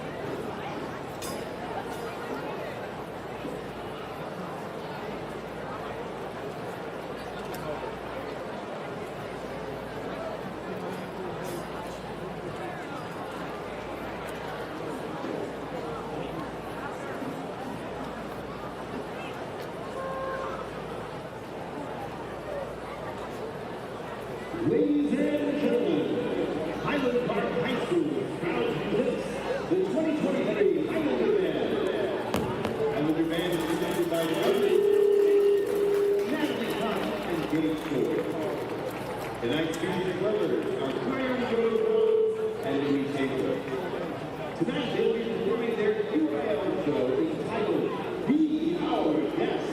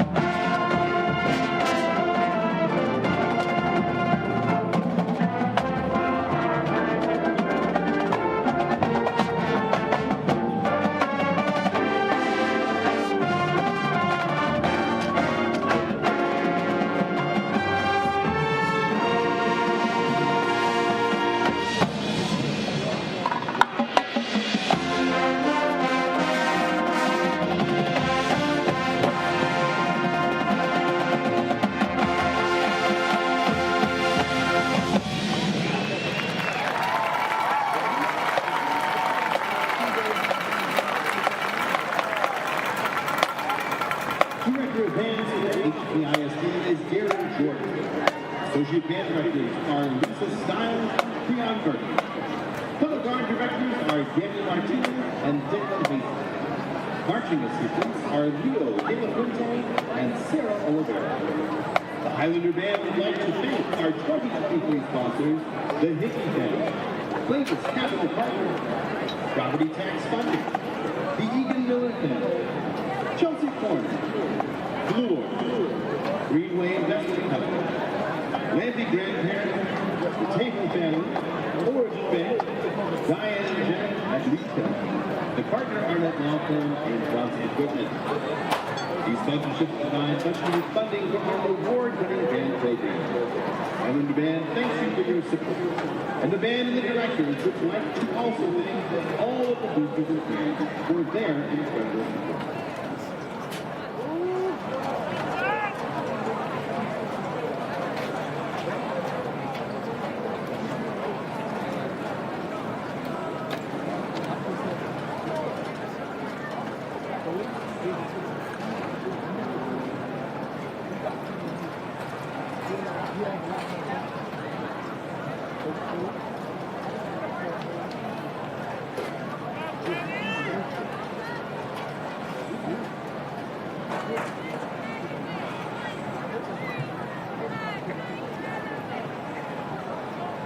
Highland Park High School proudly presents the 2023 Highland Bells. Lieutenants from left to right are Alexandra Wright, Ellie Donahoe, Sophie Bishop, Addison Renfro, and Mary Matheson.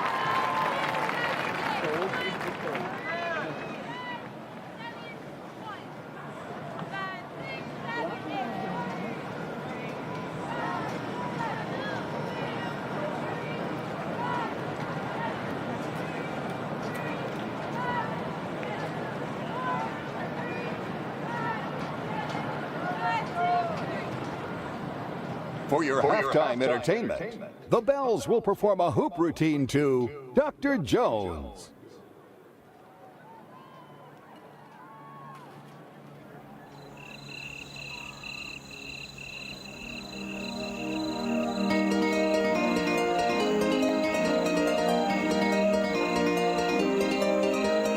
Sometimes the feeling is right. You fall in love for the first time. Heartbeat and kisses so sweet. Summertime love in the moonlight.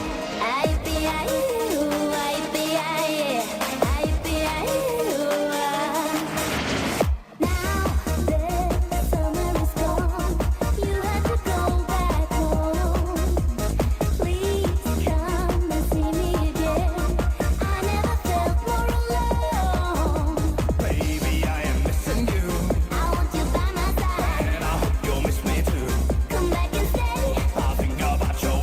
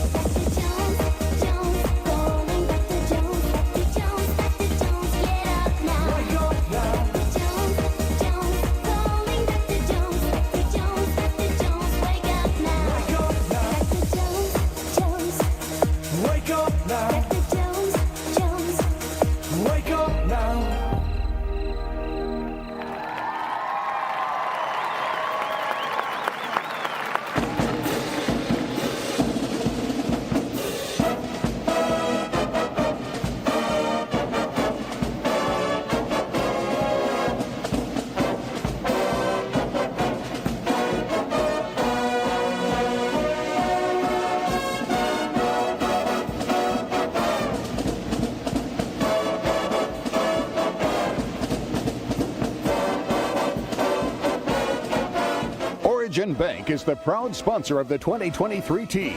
The Highland Bells are under the direction of Mrs. Shannon Phillips. Associate Director is Mrs. Emily Sanchez. And Assistant Director is Mrs. Berkeley Slover.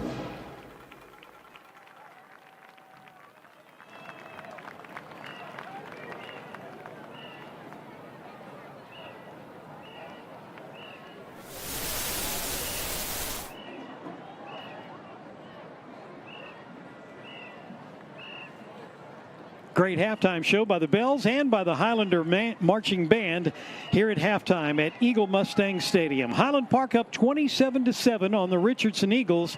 We'll take a break. When we come back, we'll take a look at some of the first half highlights and also some of the first half stats of tonight's game. Stay with us. We're back right after this.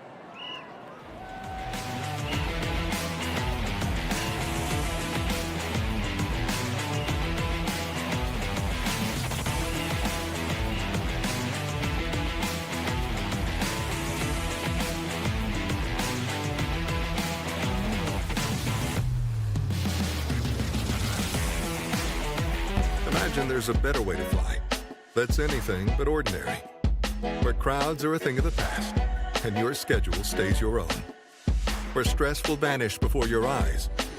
Because with us, your flight is a joyful part of your journey. We take you where you want to go with all the things you value most. So whoever you are or whatever the reason, we're so glad you decided to depart from the ordinary.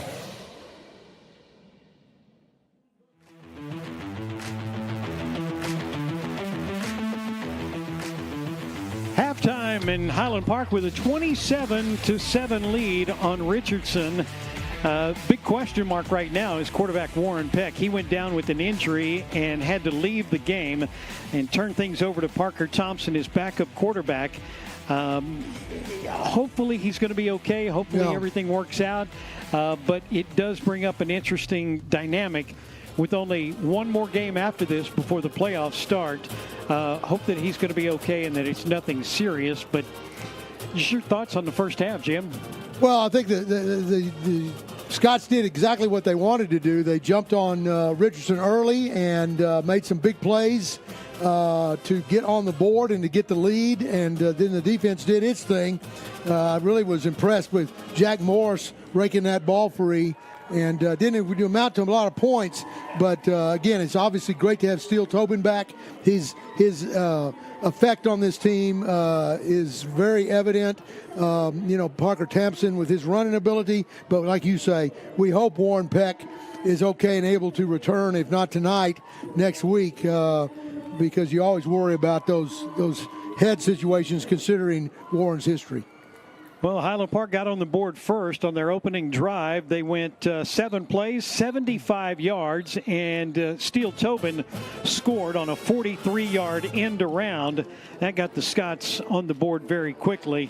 Here's Let's a take a look replay. at some of the highlights. Steele Tobin on the end around, didn't receive that. Handoff. His explosiveness is fun to see. Look at that, Charlie Snyder, great downfield blocks along with Bryce Laskowski. And that's the first time he touches the ball after coming back from injury, and he shows his shoulder doesn't look like it's bothering him right there, does it? No, but if it is, he's not going to let anybody know it. Right here, see the option run by Warren Peck. And right there you saw his head hit the ground, and again, we hope he's fine. Parker Thompson comes in the game, explodes up the middle, almost untouched for a touchdown. Here's another look at it.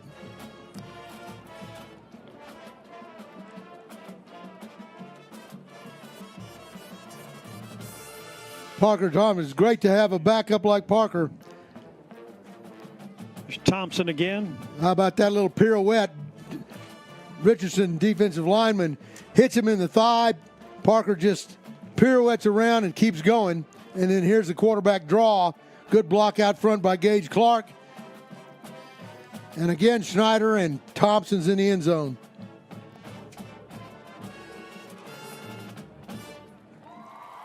Scots have the lead, 27-7.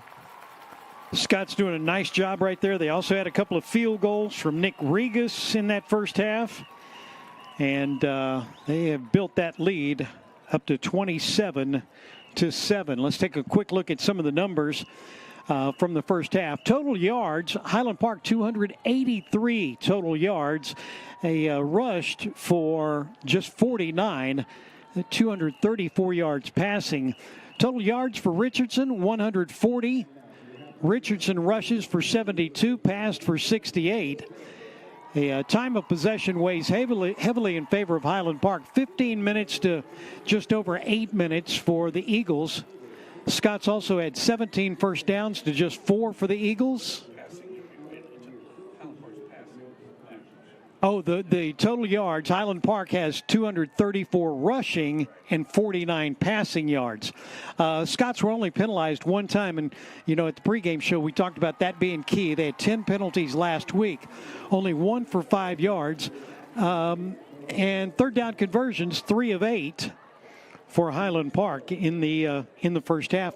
And again, they went over on third down conversions a week ago. Right. You know, the big thing here, obviously no turnovers for the Scots, but that one penalty for 5 yards, as you had mentioned, Russell. But Scots hitting on all cylinders, at least in the rushing game. I know they'd like to have a few more yards passing. Not many times we've seen a Highland Park half under 100 yards in passing offense, but we got one here. I'm sure Coach Allen's going to want to stretch that out a little in the second half if he can, give Parker Thompson a chance to complete some passes and get his feet wet.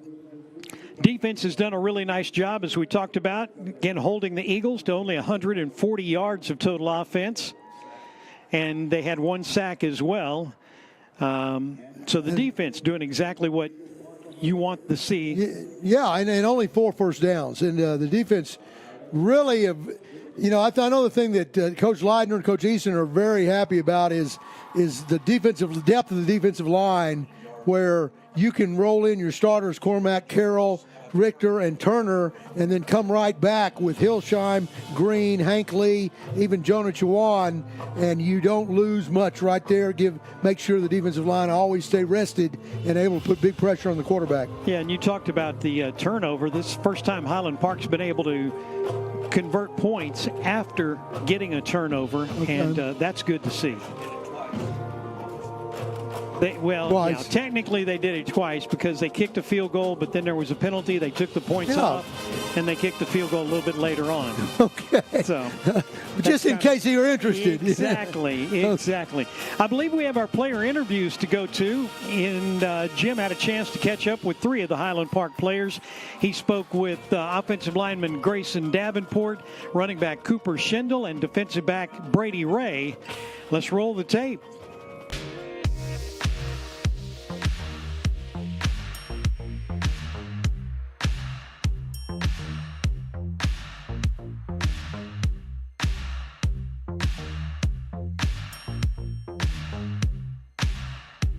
You know, every class that comes through here, whether you're a senior like Cooper or whether 2 juniors that have a year left after this year, you know, everybody I talk to is genuinely happy as they can be to have a chance to play for a school like Highland Park.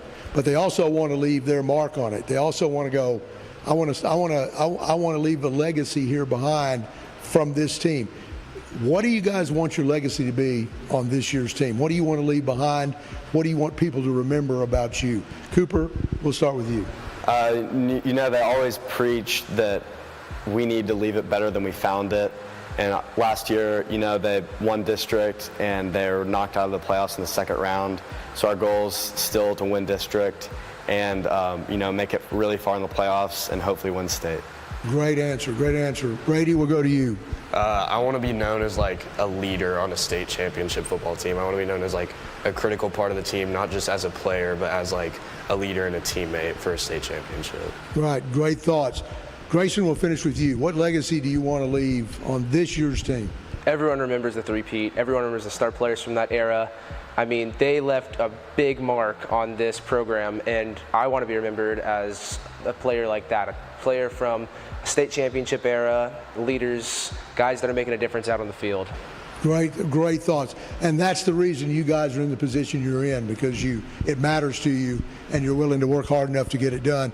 You know, everybody I've talked to among players says you guys take such pride in how hard you work, and that nobody's going to outwork you, and it's really showing. Well, guys, you're 7-1 on the season and in great position, but as we all know, every game gets bigger and bigger from this point forward. You got to continue to improve every day, every practice, every play to get where you want to be. We wish you the best of luck tonight as you battle the Richardson Eagles for win number 8. Thanks for being with us. Tonight's player profile has been brought to you by Madden Asset Management, global capabilities from the people you trust. You're watching Highland Park Football, sponsored by the Sewell Automotive Group on the Game On Sports Network.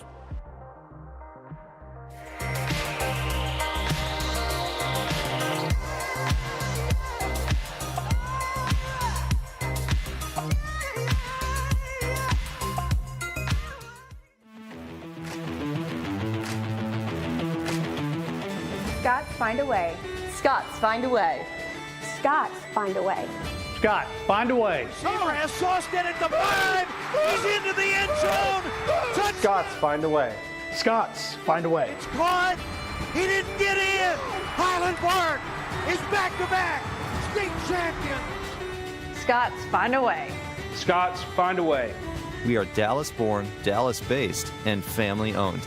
We support the Highland Park Scots. Tell us we can't do it. You wouldn't be the first. Every season begins with a dream, and we are paying the price to achieve ours. Sure, it's not easy. That's why we're surrounded by people who've got our backs. So go ahead, tell us we can't do it. Then watch us. Vista Bank, entrepreneurs banking entrepreneurs since 1912. The best part about being a neighborhood bank is the neighborhood. It's the parks. It's the ball games. And it's the people we get to call neighbors. It's the friendly faces we see on the streets and in our lobby. Because at Benchmark, it's not about numbers. It's about neighbors. Our neighbors. Benchmark has your back. Benchmark Bank. Family owned by Texans since 1964. Member FDIC, Equal Housing Lender.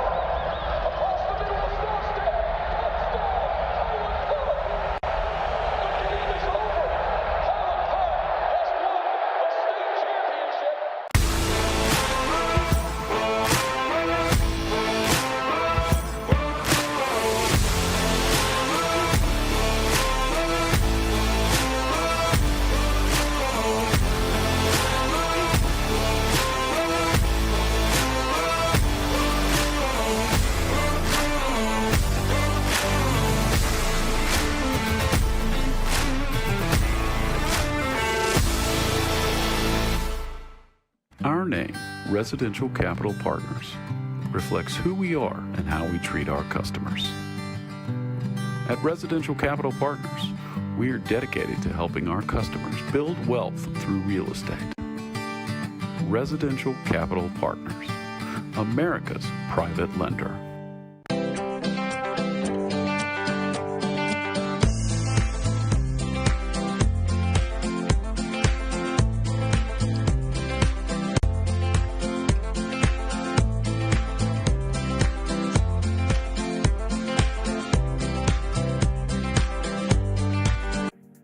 At Patmos Capital Partners, our focus is on one thing: serving people. Our team is hardworking, humble, and ready to serve our residents and wisely steward our investors' capital. Our firm is focused on buying real assets that appreciate over time. We buy in growing communities with a high amount of job growth and in-migration. With a deep network of broker relationships, we pride ourselves in offering our investors off-market opportunities with attractive, risk-adjusted returns. We add value by employing best-in-class management teams who are dedicated to creating a thriving community by putting its residents first. Our in-house construction teams operate with a high level of detail, speed, and efficiency, and improve our interiors and exteriors with a unique focus on design and new amenities. This allows us to increase revenue and decrease expenses, boosting our bottom line and maximizing our property values. We serve our investors with quarterly distributions, attractive tax advantages, and a hedge against inflation. Interested? Visit patmoscp.com today.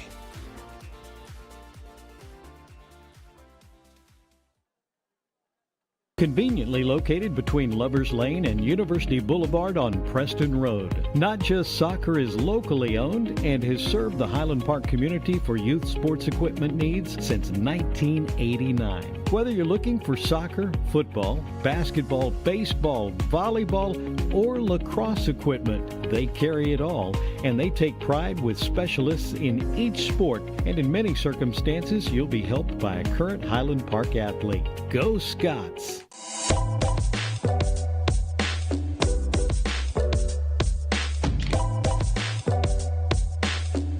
Highland Park Village, Dallas's premier shopping and dining destination.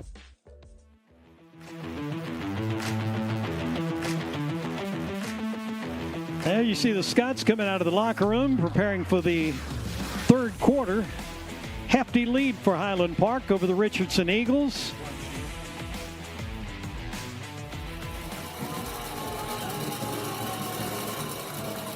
Eagles will start with the football in the third quarter. Highland Park will play defense to open things up. They had the ball to start the game, scored on their first 3 possessions, and built that lead up. Richardson didn't score until late in the second quarter. And there they go. And the defense wanting to show what they can do to start a half now. Scott's offense got in high gear quickly. Defense has turned the ball back over to the offense a couple of times and see if they can do it again. Highland Park will play tonight's game, and then next week they'll close out the season with Pierce at Highlander Stadium. That's going to be next Friday night.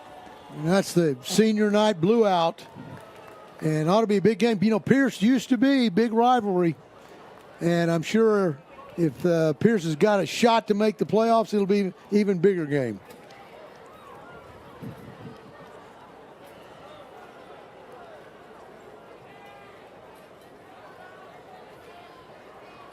Let's check in along the sideline with Jay Ellis. Here we go. Brought to you by Macero. Jay, your thoughts on the second?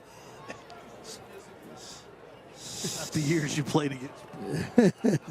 Yeah, hey Russell, I haven't made it down to the sideline quite yet. I'm 10 feet over to your left in the press box, but I can see Highland Park about to kick off, and well, we appreciate you. I'm waiting for the elevator. We appreciate you being our sideline guy. In fact, I'm jumping on the elevator now. Bye. Nick Regas has it teed up. Richardson We're really a lot more professional than we act sometimes. Richardson think that onside kick or a pop-up kick coming right here from the Scots? They're lined up as if they're waiting on it. Looks like hands team, but I don't know that Regas is going to go there. Bring it out to the 25. He'll put it into the end zone. No return again on that kickoff. Brought to you by Davidson Bogle Real Estate. Land is their business.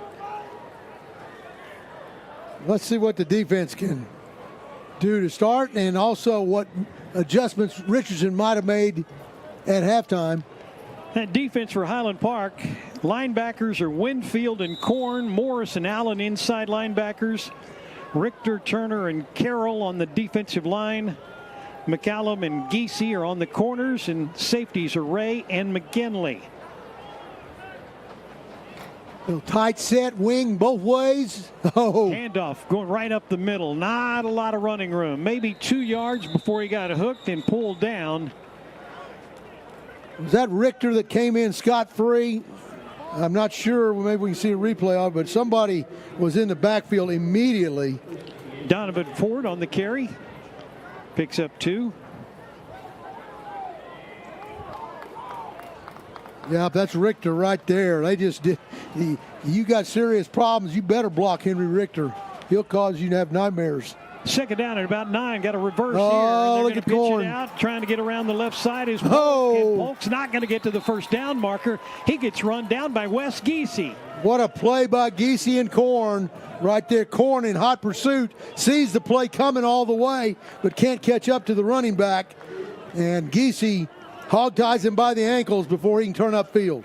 That's going to bring up 3rd down and about 1. They need the 35 for a first down. Eagles from their own 34. Tight formation. Pistol look. Tight end and a H-back. Hand it off. Oh. Running back got the first down. This is Ford. Ford will get their 5th first down. Eagles will have it right about their own 45. Anders Korn on the tackle. Good run right there by Mr. Ford, Donovan Ford. Shows his lateral movement. Scott say no more. Another handoff right here, and Richter gets a tackle from the backside as he grabs a hold of Donovan Ford and drags him down for a 2-yard loss. Richter and Turner, formidable force up front, along with their line mate Cormac Carroll. Very difficult to run against because they are so active in early movement. Jack Morris, leading tackler for Highland Park. He's got 72 tackles coming into this game. Behind him is Anders Korn, next most with 47.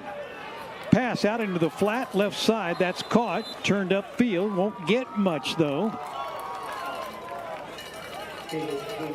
There's Hudson Harder on the catch. One of those little RPOs where Cole Gage pulls the ball out of the zone dive, acts like he's going to run it, hits his wide receiver on the stack route on the sideline, makes it very difficult on the defense to defend it because you got 3 places you got to be. Michael Allen checks back into the game. He'll be a wide receiver to the left side. Eagles are 3 for 6, converting 3rd downs tonight. Again, receivers stacked, but they're stacked in tight where they can block. 3rd down and about 8 needed for a first. Gage rolls to the right side, sets, throws, and it's going to be intercepted. That's picked off. That's going to be McCollum who pulls it in. Here we go. Takes it up the left sideline, and he'll take it back for a pick 6. Wow. He didn't get it. McCallum. He didn't get it last week, but he got it this week. No flags down. 66-yard return for a touchdown for Jack McCallum. That is a turnover that's brought to you, my friends, by the good folks over at Hilltop Orthopedics and Sports Medicine and Dr. John Heinrich. And what a turnover that one is. Boy, that's Jack McCallum, again, had to give up his interception for a touchdown last week, but not this time. Extra point. Kensington Vanguard National Titles extra point is up and on the way, and it is good. Nick Regas, true again. 9:03 to play 3rd quarter, and the Scots extend their lead out 34-7. Get a look at it right here. That ball was just thrown up as a prayer. Overthrow his receiver, did Cole Gage. Look at Winfield escorting Jack McCallum down the field, and he's gets in right at the pylon for a score. Replays this quarter brought to you by Harris Orthodontics. They know how to tackle crooked teeth. All right. Pat's got a sour. You got the right person to talk to right now after the touchdown, the pick 6. Pat Sauer down in the stands. Take it away. Hey, Scots fans. I've got Marshall McCollum, Jack McCollum's dad, and I need his mom up here too. Hurry, hurry, hurry. So he took that one to the house. How happy does that make you? Feels really good. Happened last week, but there was a penalty, and so this is sweet revenge here, justice. Yeah. He's got some wheels. Those came from Mom, right? Definitely didn't get them from me. Okay, I got a question for his mom. What was your favorite Halloween costume of Jack's? He was born on October 23rd, so he's just a little bitty, and he was a pumpkin. There you go, a pumpkin. All right, good job. Appreciate it, He's guys. like, oh, Mom, don't say that. Here's the scoring drive for the Scots. 64-yard interception return by Jack McCollum. Regis adds the extra point, and with 9:03 to go in the third quarter, it's Highland Park 34, Richardson 7. Drive recap brought to you by Odelay Tex-Mex. Kickoff's going to go out of the back of the end zone yet again. His 19th touchback for kicker Nick Regis to bring it out to the 25. And that's no small deal either. If you get two or three speedsters back there like we've seen before in the playoffs, and having a guy who can kick it out of the end zone is huge. Well, let's see what the defense does this time around with Highland Park up 34-7. Still have the starters in there. Well, we talked about how the defense wanted to make a statement too, like Coach Allen does to start the game. I'd say that's pretty much a statement right there. I think the defense is getting better and better. Offense too, but defense is really starting to gel. Leskowski has come into the game. He's playing one of the corners for Highland Park. Here's Polk trying to get around the right side. He'll get run out of bounds short of the line of scrimmage. That's going to be a 1-yard loss. That was Anders Korn who chased him out of bounds. Watch so second down and 11. Watch Anders Korn on this stretch play set the edge and then sprint outside to make sure the running back, number 24, Polk, is not able to pick up very much. This time, quarterback wants to throw. Gage lets it go, has a receiver, and it's going to be caught down around the 36. That's Hudson Harder on the catch. Defending on the play, Jackson McKinley. Good coverage by. Do we have a flag on the play? Yes, we do. And in the backfield, possible holding.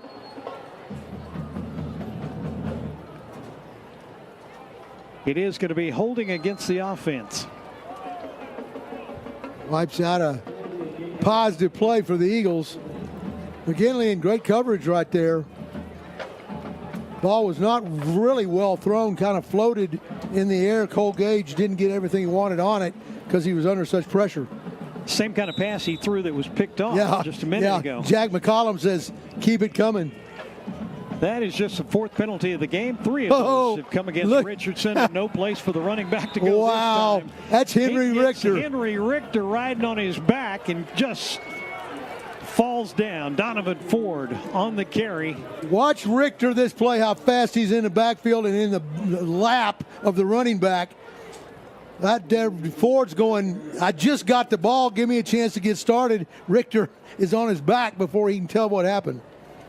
3rd and forever. They need 23 yards for a first down. They've got to get to the 25 to convert this 3rd down. Well, Henry Richter's had a great game tonight. We need to put him under consideration for defensive player of the game for sure. Eagles 3 for 7 on 3rd downs. Whistle. I believe the play clock may have gone down. Or did they call timeout? They did call timeout. The play clock was about to hit 0, and I think the timeout was called from the sideline.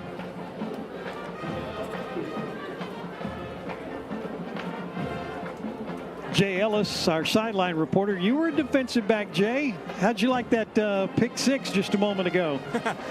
I wish I had one of those, but my favorite play in college was when the right corner on our team made a pick 6 and I was on the left. I took a lot of credit for that.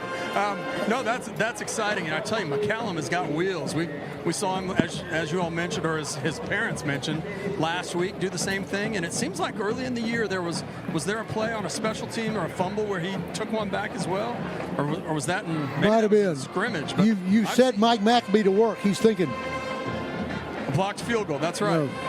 No. He's one of those guys. When the ball gets in his hands, good things are going to happen, and we've seen it over and over. Speaking of defensive backs, Highland Park before the timeout, it looks like they're going to do it again. They're not going to because of the formation, but they went into sort of a nickel look where the safeties both rolled left, and Leskowski as the right corner became like the safety on the right side. They're not doing it this time because of the offensive formation.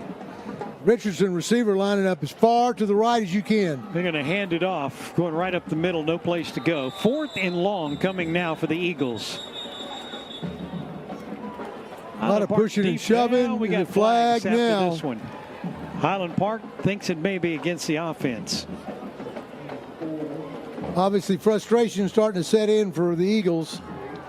Well, I don't know if you can see, but Henry Richter's got the defense over there telling them, calm down, don't get a stupid penalty. It's going to be a personal foul against the offense. You know, that's one thing Highland Park is known for and has been known for a long time, is knowing how to keep your composure. Don't be baited because the other team's frustrated and then retaliate for something where you get caught. Boy, this is going to push the Eagles all the way back inside the 10-yard line. Here comes the punt team, I believe. He'll scrimmage from the 8.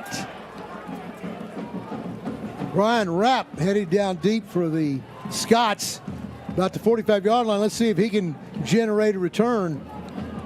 Fernando Gonzalez to punt from his own end zone.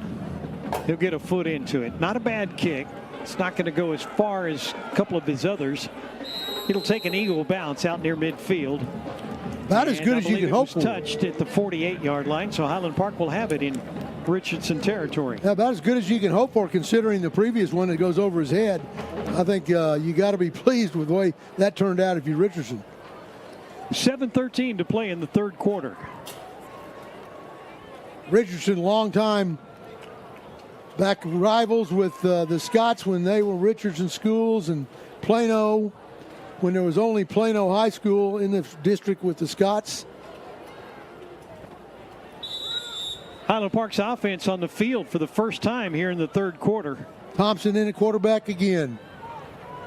3 receivers to the top of your screen. Inside handoff to the same play. On the end around, coming to the near side, and Steele Tobin trying to spin his way out of a tackle. He did a nice job to get out to the 44-yard line. That's going to be about a 4-yard pickup. And he had big Grayson Davenport from the watching up on the right side. Clark pulls, Davenport pulls, kind of a counter tray action, and Davenport's there waiting to get a block right as Steele goes down. 2nd down and 6 now for Highland Park. Big Wyatt Swanner out over the football. He'll snap it back to Thompson. Thompson makes a handoff, in trouble. He's going to get dragged down behind the line of scrimmage. No place to go. He gets taken down by Ronald Adams.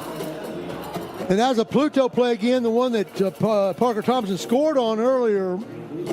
Fakes the stretch to Keller Holmes. Supposed to come straight upfield, but the defensive end in the backfield drags Parker out to the right a little bit more than he would have liked to have gone. Loss of 3 brings Highland Park to a 3rd and 9. Cannon Spackman in at the Z spot for the Scots. Looks like Jedi McKnight, if I'm not... Nope, excuse me. That is Charlie Snyder.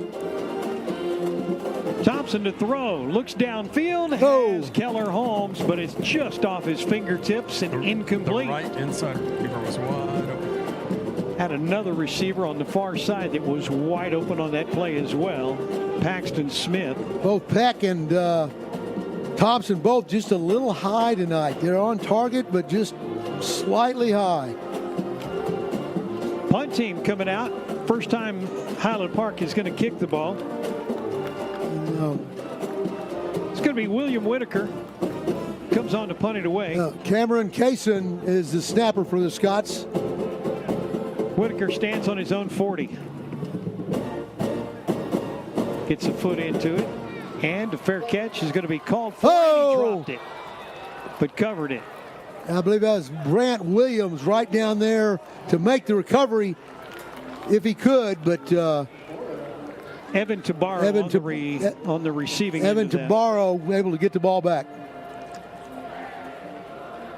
Scots pin the Eagles deep in their own territory yet again. See, we just take that deep snap and those snaps on extra points, field goals for granted. Don't even think about them because Cameron Kaysen is so solid in what he does. You play other teams, you see the situations they have to deal with, and you're very thankful to have a kid who knows what he's doing. That was a 40-yard punt for Highland Park.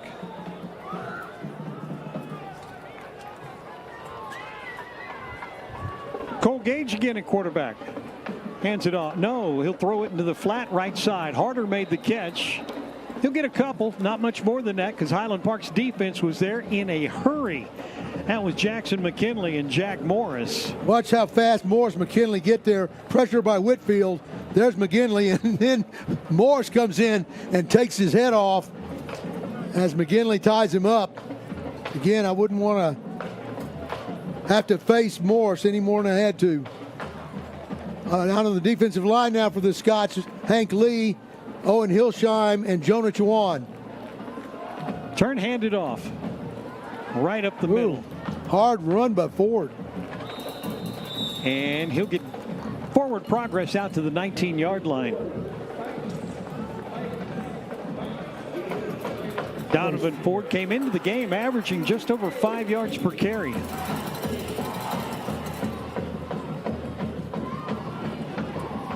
He's up first. 13 carries for Ford tonight, 75 yards. He had that long 33-yard run back in the first half. Looks like Clark Cosby coming on the blitz from the offensive right side. Handed off. Oh. Again, going right up the middle. This time I believe that was Jaden Pope. And Winfield gets in on the tackle. Wesley Winfield on the tackle. Turner and Richter back in the game. 12-yard run for Richardson. Bo Jones, the sophomore linebacker, had a pick last week, is in the game, getting some action. Will Heinrich in at a safety.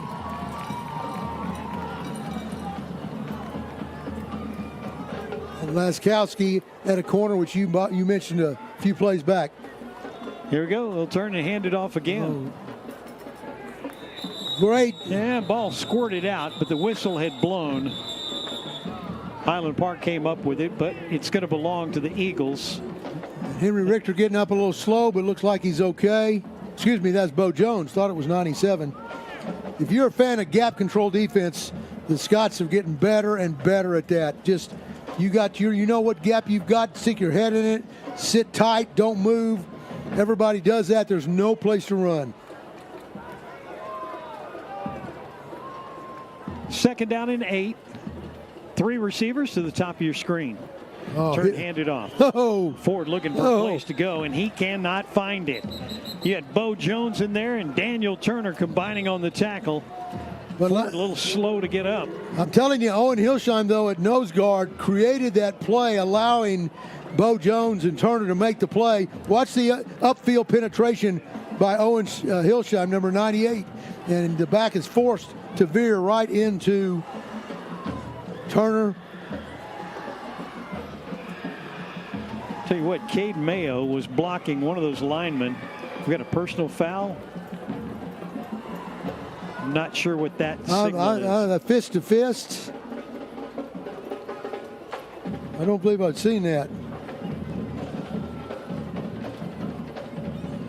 Personal foul against the Eagles. But Owen Hilsheim really showing what he can do, given the Richardson center, Matthew Lewis, all he can handle. Again, and when you're nose guard and you got 2 guys on you every time and you still find a way to make plays or to force plays to your teammates, there's a lot to be said for that. Great effort by Owen. Move the ball all the way back to the 17. They need 23 for a first down. Ford's in the backfield. And we'll take the handoff. Cuts it up. He will get a couple, but he's not going to get anything close to the first down. And Jackson McKinley came into the game with 26 tackles on the season, picks up another one right there after a 5-yard run. And again, Richter in the backfield almost immediately causing havoc.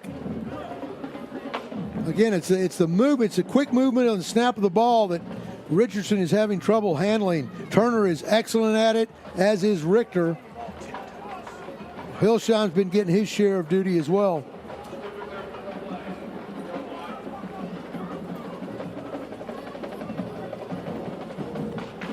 Running play, handoff, and they'll squirt out to about the 32-yard line. Polk on the carry, Turner on the tackle. Eagles have only thrown the ball 10 times tonight. They have run it 35 times. That's what they want to do. Because when you do that, you keep the prolific Highland Park offense off the field. Have a Richardson player down on the field right now. Hope that he's not going to be hurt too seriously. Dr. Field Scoville at the Carroll Clinic, orthopedic surgeon, fellowship trained in sports medicine, a proud supporter of Highland Park football. And that's number 73, Russell Matthew Lewis. That's their center. Right, and that's you don't want to lose that position.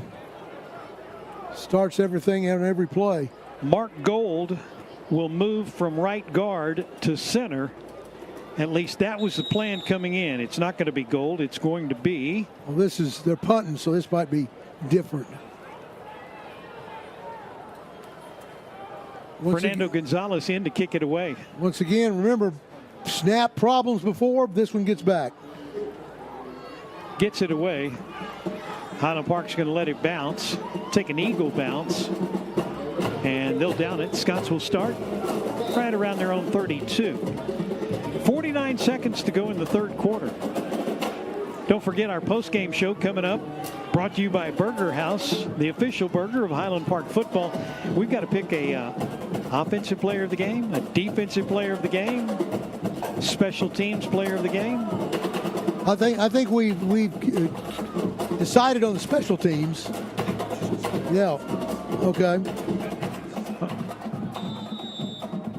Mike Maccabee says he's got a good idea on who might be a defensive player of the game. Here we go. Scott still with Parker Thompson in there, quarterback. Thompson, quarterback draw. Get it out to the 35, 36. That's going to put Parker Thompson over 100 yards rushing. He is a dangerous threat. Just a little take the snap, quarterback power. 13 carries now for Parker, 101 yards rushing and 2 touchdowns. See, Keller Holmes may have jammed his back. He's making those movements I do when I get out of bed in the morning, and my back's hurting, and he's kind of doing that down there. It looks like he might have gotten popped, but he's still in the game. Second down and 5. Empty set formation. First time we've seen that with Parker Thompson in at quarterback. 2-step drop. Goes left. Looks for Charlie Schneider. It's going to be incomplete. It kind of had Charlie twisted around. Had he caught it, he probably would have been out of bounds anyway. That's one of the things on that go route on the sideline. You just got to make sure you lead your receiver inside, and he'll be better at it next time. That's going to bring us to the end of the third quarter. Highland Park up 34-7 on Richardson. Fourth quarter gets underway right after this timeout.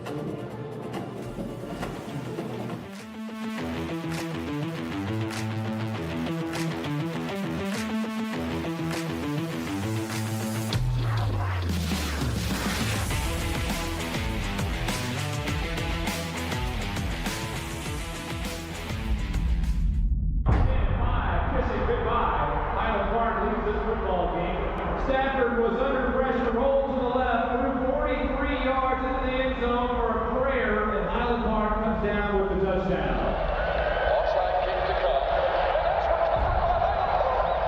Across the middle, the score step. Touchdown, Highland Park.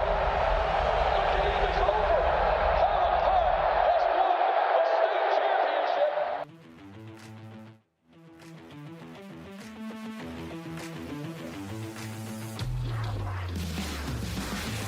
championship. Here we go. First play of the fourth quarter. Highland Park on the third down. Scott's moving left to right here in the fourth. And Thompson in trouble. Gets that screen to Keller Holmes.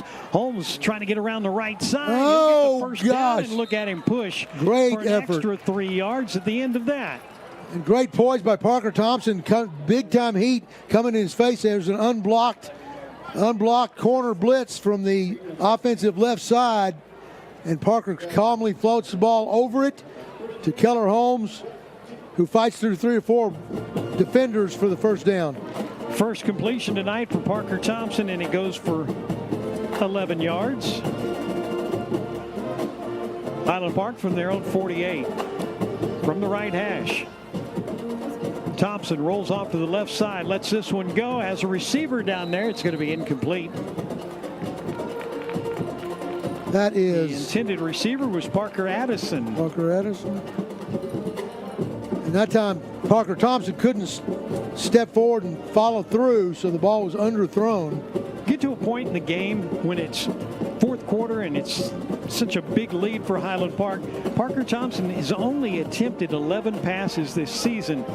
You get to a point right here where you want to let him throw the ball more? I would possibly. Here's a little screen set up right there. Set up. Keller Holmes. Keller Holmes again. Oh, he's going to get to the 50. It's only going to be a 2-yard completion when all is said and done. Again, Coach Allen trying to take advantage of the hard rush they're putting on Thompson. I think Richardson is wise to the fact that Parker wants to run the ball, and they're just going to come get him. Ariane Coyne on the tackle. Laskowski, Paxton Smith, Addison, it looks like Schneider at the X.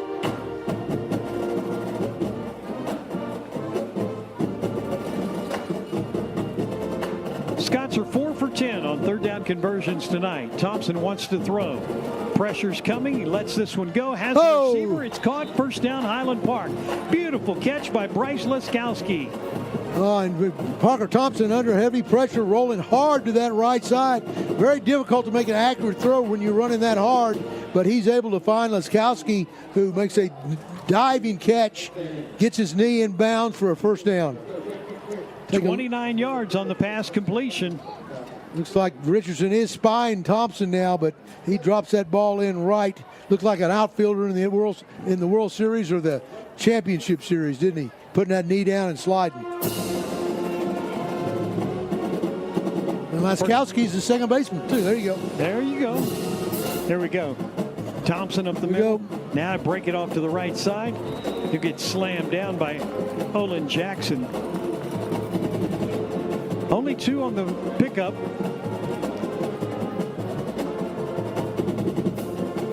Scots be happy to run the clock, keep pounding the ball on the runs. Back in the red zone, the Shelby American red zone. Highland Park at the 19. Coach Allen maybe not wanting to run his backs quite as much due to the fact they're so banged up. Thompson turns, hands off. Keller Holmes pick up another couple of yards. A lot of players in there on the tackle, led by Coyne. Coyne's done a heck of a job for Richardson. He's in and around the ball almost every time.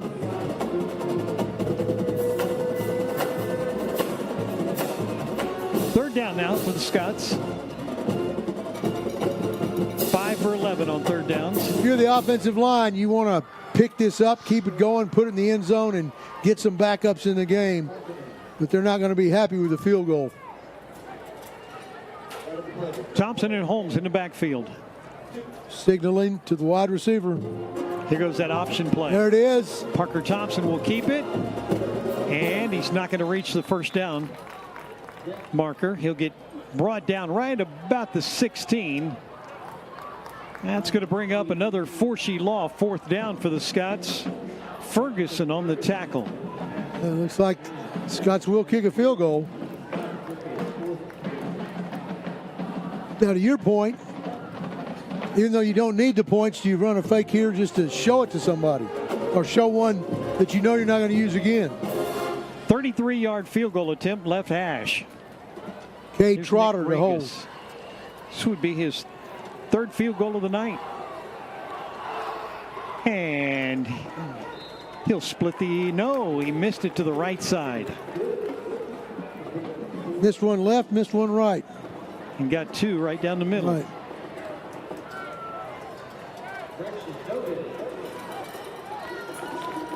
Public address announcer said the kick was good, then had to quickly correct himself. If he thinks it's good, let's go with it.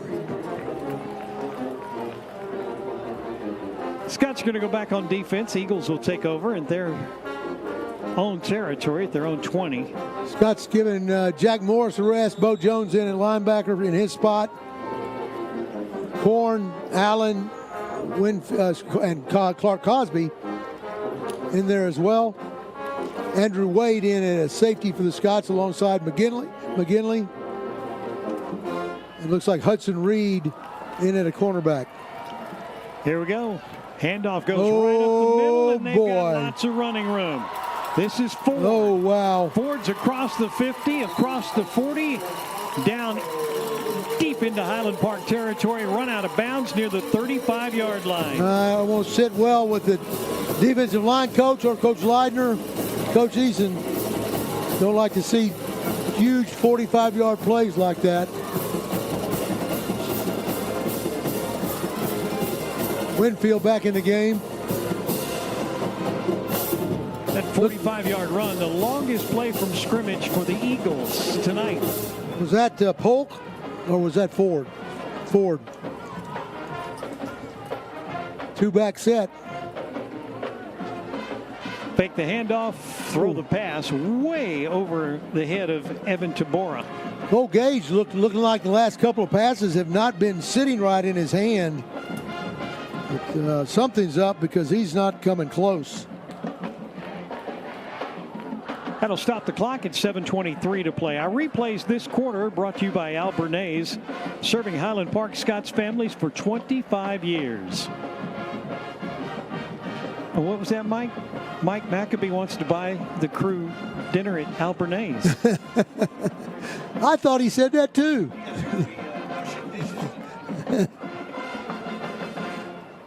Here we go. Turner. Take the handoff. Again, Gage was just in trouble. Had to throw it away before he took a sack. Turner and Korn in hot pursuit.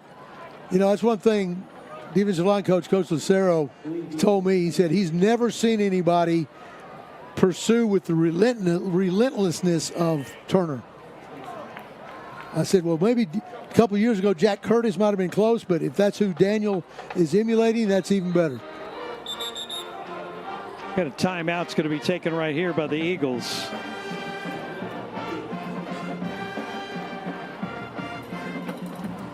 $7:17 to play.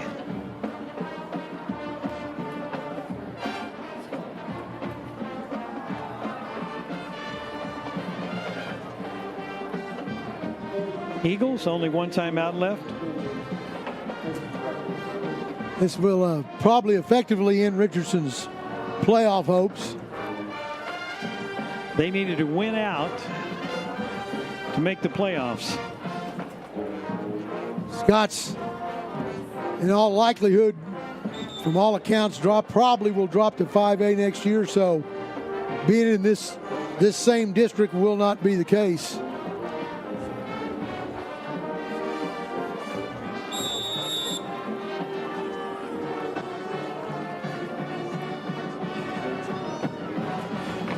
Reverse. Oh, he dropped the ball. Loose. Highland Park jumped on it. I don't know if the running back got it back. Donovan Ford jumping back on it. Nope, that was Polk. Keyshawn Polk. And Polk thought it. Polk reacted like it was a pass because he just got a nonchalantly let it go. It's a backwards pass, which is a fumble. And when he sees the Scots coming to get it, he quickly jumps on it himself. Boy, Bo Jones almost had it. He's going to watch that film going, how did I let that get away? That's what sophomores do sometimes, though. They let it get away. By the time he's a junior or senior, he won't let it get away.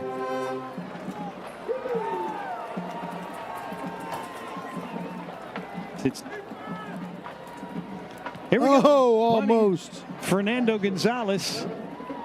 Highland Park gets away from it. Whoa. Oh, wow.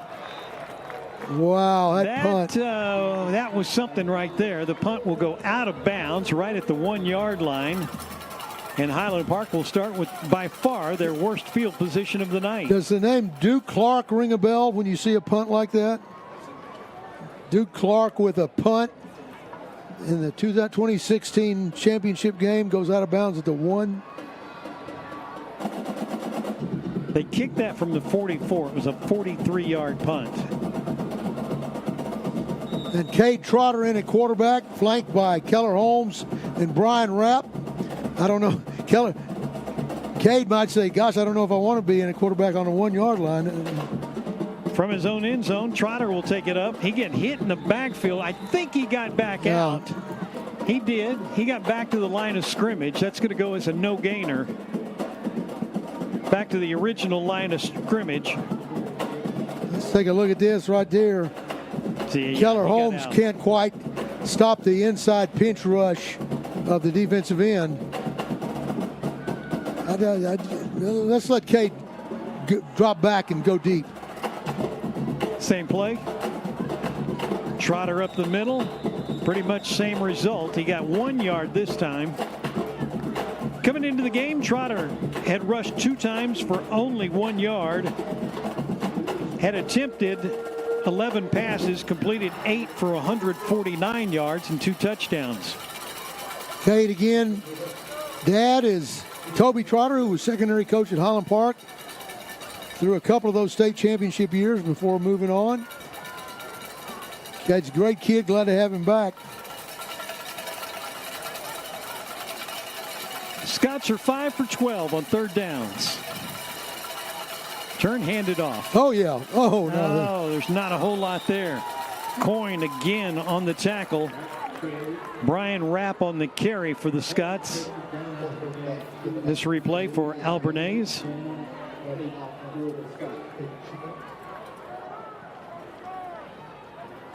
Timeout's going to be taken right here. This is going to have to be William Whitaker. Well, I thought it was going to be a timeout. Highland Park now runs their punting team out onto the field. William Whitaker, make sure you just don't step back. Get your feet where you want them and only go forward.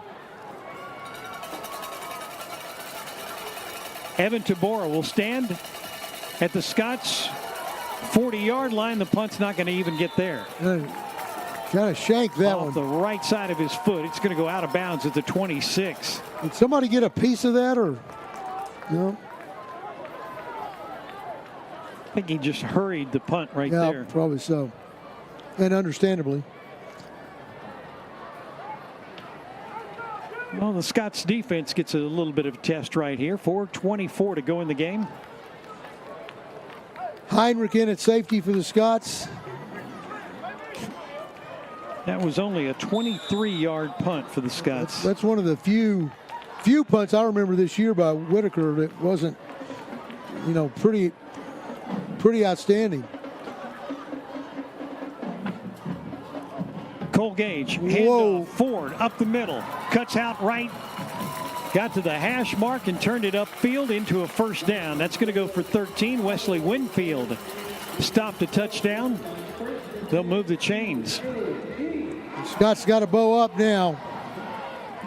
Eagles can get a first down, but it's going to be inside the 5, inside maybe the 3-yard line. A lot of the starters still in the game for the Scots, so it'll be interesting to see if they can bow up and stuff Richardson. Donovan Ford's gone over 100 yards rushing with that last carry. He'll get a couple of more here. Another 4 yards as he's down to the 9-yard line. 17 carries for Donovan Ford now, 141 yards. Wesley Winfield, Andrew Wade in on the tackle. He becomes only the 3rd rusher to go for 100 or more against the Scots defense this year.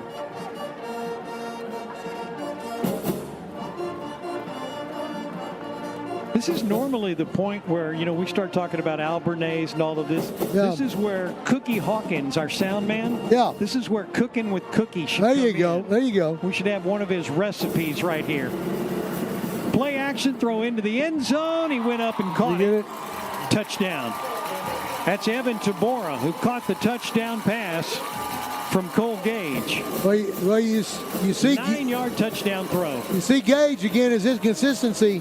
Missed a couple of throws badly just the last 2 series or so. This one, he steps back, lays it up in the corner end zone, and it's right where it needs to be for Richardson to get that touchdown. Here's your Albernays replay of it. And again, Highland Park plays pretty good defense right there. Wes Giese, the 2 catches he's given up, he couldn't cover them any better. There goes a 2-point conversion by Richardson.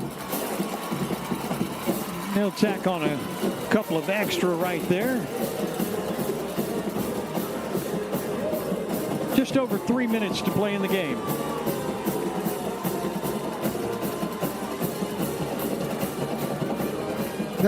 Pat Sauer, you still up there? Let's send it down to Pat. I got Steele Tobin's mom, Erica. How great is it to have him back? Oh, it's great. He's feeling good, and we are excited to have him back on the field. Well, he's really fun to watch, but I'll tell you what, up in the stands, you're really popular because of these hats. I don't know if anybody can see this because we can see it. Great. She makes these hats for some of the moms. How long does it take you? Oh, I don't know, 20 minutes, 30 minutes. Well, that's not bad at all. Well, they look really great. Okay, thanks a lot. Hey, yeah, I need one. All right, pink one. Pat, thank you. You and the moms, Pat. You can see that HP all the way across the field. I'm telling you, it's like it's neon. 3:02 to go in the game. All right, Richardson coming with an onside. They didn't last time. Let's see. Scott's bringing their hands team out. Now it looks like it. Yep.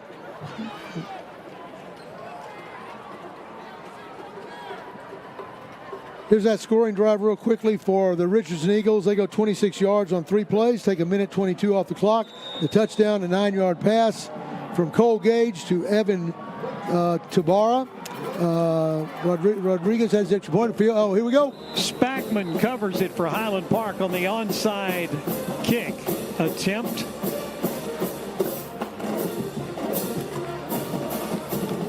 Scots will have it at about their own 38-yard line. One more time, Gonzalez has an extra point, and with 3:02 to go in the game, it's the Scots 34, Richardson Eagles 15.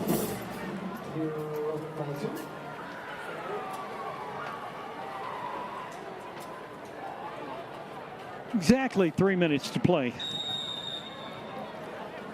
Scots have their same offensive line out there. That's Pickelman, Davenport at tackles, Clark and Ogle at guards, and Wyatt Swanner out over the football. Swanner at quarterback. Handoff. Oh, Keller look at that. Keller Holmes. He's got Keller Holmes. Keller still going. Oh, he's all the way boy. down to the 30-yard line before he's going to be danced out of bounds. And Highland Park's got a big first down right there. That'll pad his stats right there for Keller Holmes, but he bolts through the middle of the offensive line. Watch the blocks up front. Gets pulling guard Gabe Clark. Good block by Swanner and Ogle.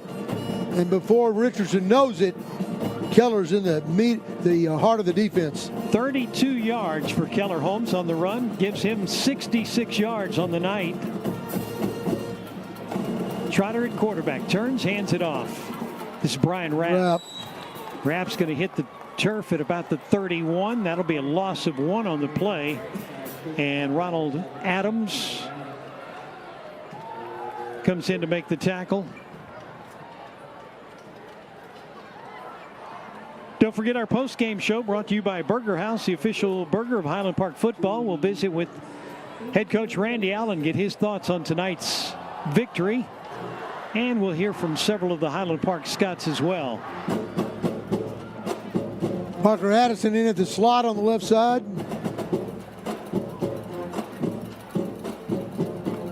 Trotter calls for the ball, takes the snap. Oh, yeah. Holmes on the handoff. Gets the first, gets 2. I was going to say he got the first down, but he gets just past the original line of scrimmage for 1 yard to make it 3rd down and 9. Clark and Davenport with big time push right there. Scots just need to keep making the first downs and eat the clock.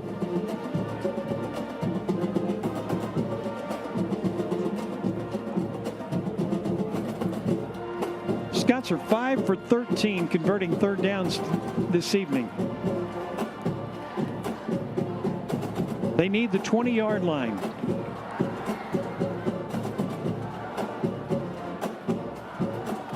Trotter hands to Holmes. Oh, boy, nice good stiff arm. He's not going to get away, though. And we have a flag. They have a face mask. Coming in, making the tackle was Jonathan Ferguson. Let's see what the referee's going to call right here. Horse collar? That's what it looks like. Calling horse collar, but he's looking at the Richardson sideline. If it's a horse collar, you'd think it would be Coach Allen's decision.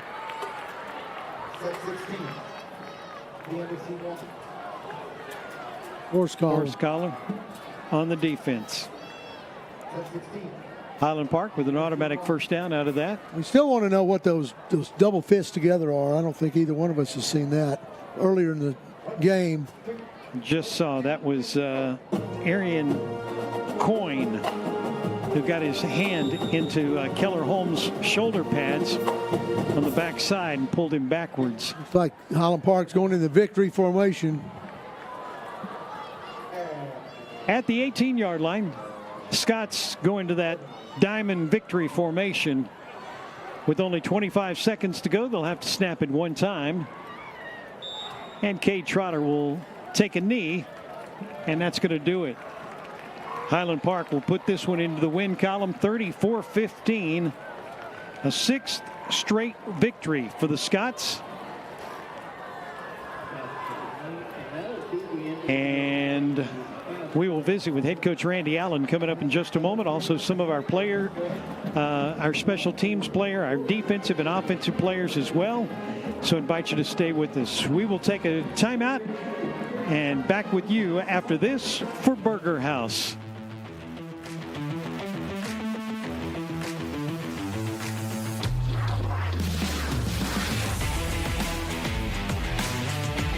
The official burger of Highland Park football. Burger House keeps my O-line fueled for the big games. I got your back. Mouth-watering burgers, famous fries, handmade shakes and malts made the old-fashioned way, like they were back in 1951, when we first opened our doors. Next time you have the urge for a double-double and Jack's Famous Fries, stop in and step back in time to our neighborhood restaurant. We would love to see you. Go Scots!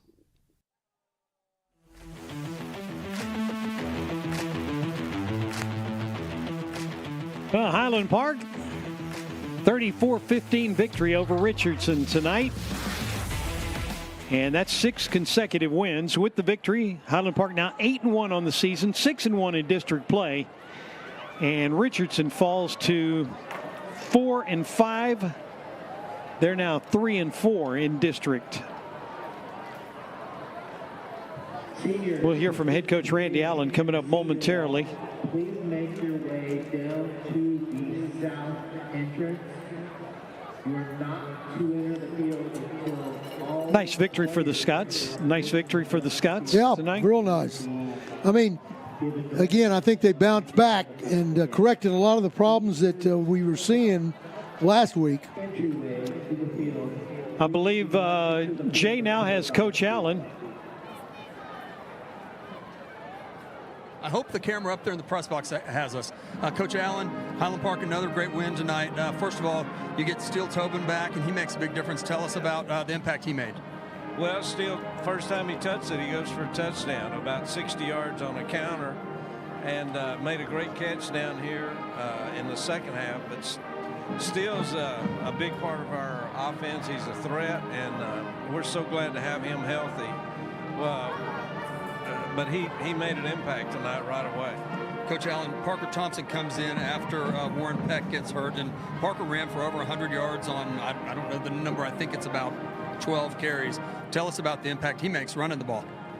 Well, we're sorry that we lost Warren for a while. He hit his head on the turf, and so we'll just wait and see how he checks out. But, we knew Parker had a running ability, and that's why we put him at receiver, but he's a threat every time he gets the ball. He can go all the way anytime, so he's a great guy to have, and we just got to get him comfortable throwing the football, and I think he'll be all right.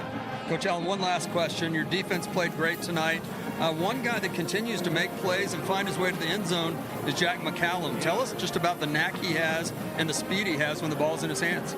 Well, that was a great interception and return for a touchdown. We really needed it, and I'm so happy for Jack and our defense. They played great all night, but that interception return for a touchdown was really big.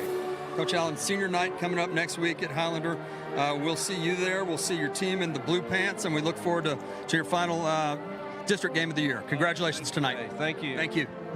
Head coach Randy Allen right there as the Scots pick up the victory tonight. And Coach Allen, his 442nd overall coaching win, his 289th at Highland Park.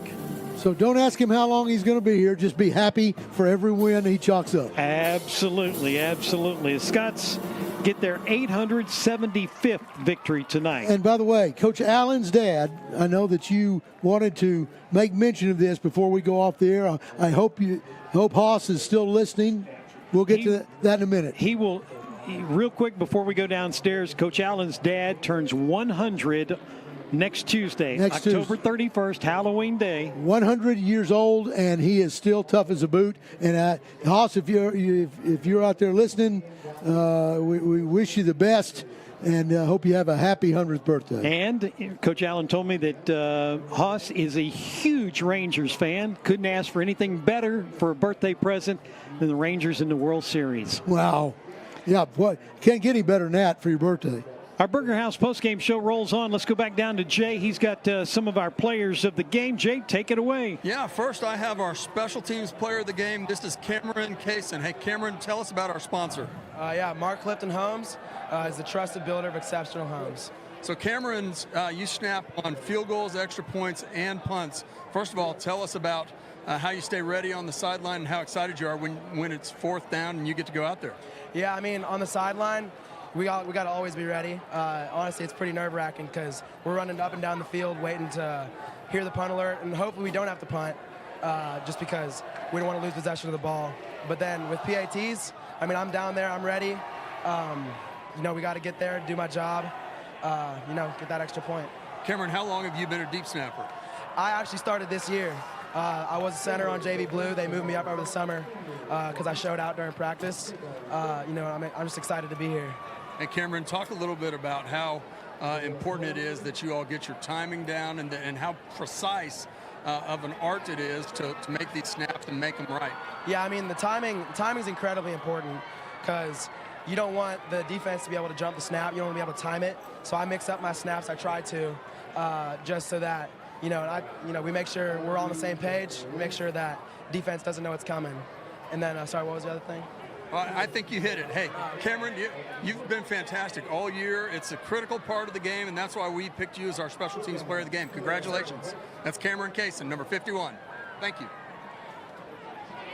All right, I've got another player of the game. This is our defensive player of the game, Henry Richter, number 97. He's a captain. Henry, tell us about our sponsor. HP Youth Football, preparing tomorrow's Scots today. So, Henry, it seems like today you were in the backfield a lot. They kept calling your name. In fact, at halftime, we had a little debate over who was going to be defensive player of the game, and the next 4 or 5 tackles you got in the backfield, and it was pretty easy. Tell us about how aggressive you all were playing up front today. Coming out at halftime, we knew I had to win the middle 8, and so I came out there. The entire defense came out there flying and making plays, and we knew it was going to be an aggressive game up front. And so we came up, stepped up, and knew we had to win this game to make playoffs. So it was a good one. Hey, how do you and the other defensive linemen encourage each other, and do you have any sort of competition, whether it's stickers or sacks or points or anything like that? We definitely get after it the next day in the film room, kind of being like, oh, you messed up here, ha ha, like do this next time. But we also help each other out, so it's a really good family to have at the D-line for sure. Henry, you have ice on your knee here. Tell us what happened there. Yeah, so it happened in the Berkner game, got pretty banged up, and it's just been kind of bothering me since. So hopefully we can get that better. Didn't seem to affect you until did you have to miss any plays? No, sir. I just went back in. I heard it again on that 2-point conversion, and then came back, did hands team, and then it was kind of the end of the game, so I sat out. Hey, Henry Richter, well-deserved defensive player of the game. Congratulations. Thank you. Thank you. That's Henry Richter. And our next player is our offensive player of the game. I'm sorry, it's not. This is our play of the game. You could have been offensive player of the game as well. But we're talking about the first touchdown, and if you all could cue that up and show it, I'm going to talk with Steele Tobin. Hey, Steele, first of all, tell us, who's the sponsor of the post-game show? Burger House, the official burger of Highland Park football. Great. So if y'all are showing it, Steele, why don't you tell us what happened on your first touch of the ball coming back from your injury and playing tonight? Well, the first touch, it was a designed play for me to try to get up the middle, but they're really good at rushing the outsides. So when I saw the outside guy pull in, I kind of hit the edge and just took off from there. Hey, Steele, how good does it feel to be back on the field after several weeks out? It feels amazing. I've been really missing this, and I feel just amazing to be back. Still, it seems like every week there are a few guys that have got to sit out with injuries. We're happy you're back, but tell us about sort of the morale of the team and how the guys that are playing keep you and others excited and into it when you're out, and how you'll do the same for the others. It's just a team effort. When the guys that are out, they just encourage every day at practice, all the time in game. They're just big role players that we have, and if they're injured or on the field, they're just always encouraging us. And this game, it was sad to see Peck go down. We just all wanted to do it for him and just make sure this game went well and pray that he's good and come back. And we all pray that he's okay. So tell us one other thing. So after Peck got hurt and Parker came in, tell us what the sort of what it's like in the huddle or on the sideline as the offense is going out to do its job, even though it's down a man. We just all wanted to stay composed. We worked this in practice. He's doing good in practice, so we were all ready for him to step up, and he really did a good job today, and he stepped up big.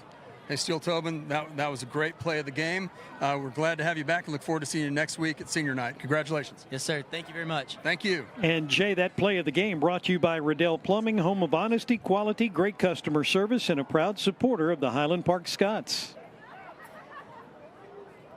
And this is the Vincent and Elkins LLP Offensive Player of the Game, representing clients who lead the world. I've got quarterback Parker Thompson. Hey, Parker, started the game. Coach Allen got the ball to you a couple times, throwing the ball to you on the edge because of your speed. You came in expecting to play wide receiver. You ended up playing quarterback. Tell us about mentally how you turned that switch from playing receiver to immediately going to quarterback. So I've been grinding receiver out lately. I've been doing it for a month straight. So it was kind of a weird change going back to quarterback, but it's my natural position, so I always had it, and I started getting used to it back at the end of the game. Parker, what's it like when you go in, of course, for Warren, who had been in before? Tell us about sort of the team and how you get them motivated and moving, and, of course, y'all move the ball great, especially on the ground and in the air, but tell us about sort of what you do when you're communicating with those guys, when you become the leader on the field. Always just encourages the O-line. They always need it. I need them. They need me. Receivers, they block for me. Everyone's just doing good. Hey, Parker, so let's talk one more thing about the offensive line, because you had, I don't have the exact stats, but I think it was about 120 yards on 15 for 105, including a couple of touchdowns. Tell us about the job that offensive line did for you tonight. They make holes and I run through them. That's about it. You not only run through them, you run through them fast, right? Yes, sir. Thank you. Hey, Parker Thompson, you're our offensive player of the game. Congratulations. Thank you. Thank you. And that concludes our player interviews. A man of few words, huh? I'm telling you, he kind of summed it up. They open holes, I run through them. That's exactly what happened. We've got a look at our stats for tonight's game as well. Our game summary stats report brought to you by Martin Lyons Watts Morgan Law. Your business, their expertise. What jumps out at you when you look at them? Time of possession, number one. First downs. And I was very happy. 1 penalty for 5 yards. That's a dramatic improvement. That comes after 10 penalties for 77 yards a week ago. And yeah, obviously the rushing yards. We've seen a lot of heavy passing, but huge running numbers for this game. And the big thing, the zero for the turnovers. Second straight week that Highland Park has had under 100 yards passing. Yep. But when you have quarterbacks who can run, I guess you don't need to do that quite as much. Also limiting Richardson to only 263 yards of total offense right there. Well, when you don't turn the ball over and you have 1 penalty for 5 yards, you're going to win a lot of games if you're Highland Park. And that's what they did tonight. Created 2 turnovers tonight. Highland Park hadn't created a lot of turnovers this year, and for the first time, they turned one of those turnovers into points. Right. And I was tickled to death it was Jack McCollum, because if you recall last week, he kind of got picked on a little bit. They threw at him a couple of times, deep, and had good coverage. But it's kind of nice to go, oh, yeah, you want to throw at me? Well, here's what I'm going to do. I'm going to pick it and take it back. 64 yards he went, turned it into a touchdown on that interception. Second straight week, Highland Park has not had a turnover, and that's also something positive to look at. So good night for the Scots. Yep. And much prettier win than what we saw a week ago. They have to do it one more time in the regular season. Next week, it'll be Pierce who comes over to Highlander Stadium for senior night. Right, and I believe, if I'm not mistaken, this clinches at least a playoff spot for the Scots, regardless, of next week. But obviously, you want to win that one next week so you can be co-district champions along with Lake Highlands. That is going to wrap things up for tonight. Our thanks to Pat Sauer and Jay Ellis, Mike Maccabee. For Jim Castelaw, I'm Russell Scott reminding you. And for all of our Game On crew tonight, great job as always. Our final score, Highland Park wins it. They beat Richardson tonight 34-15. We'll see you next Friday night from Highlander.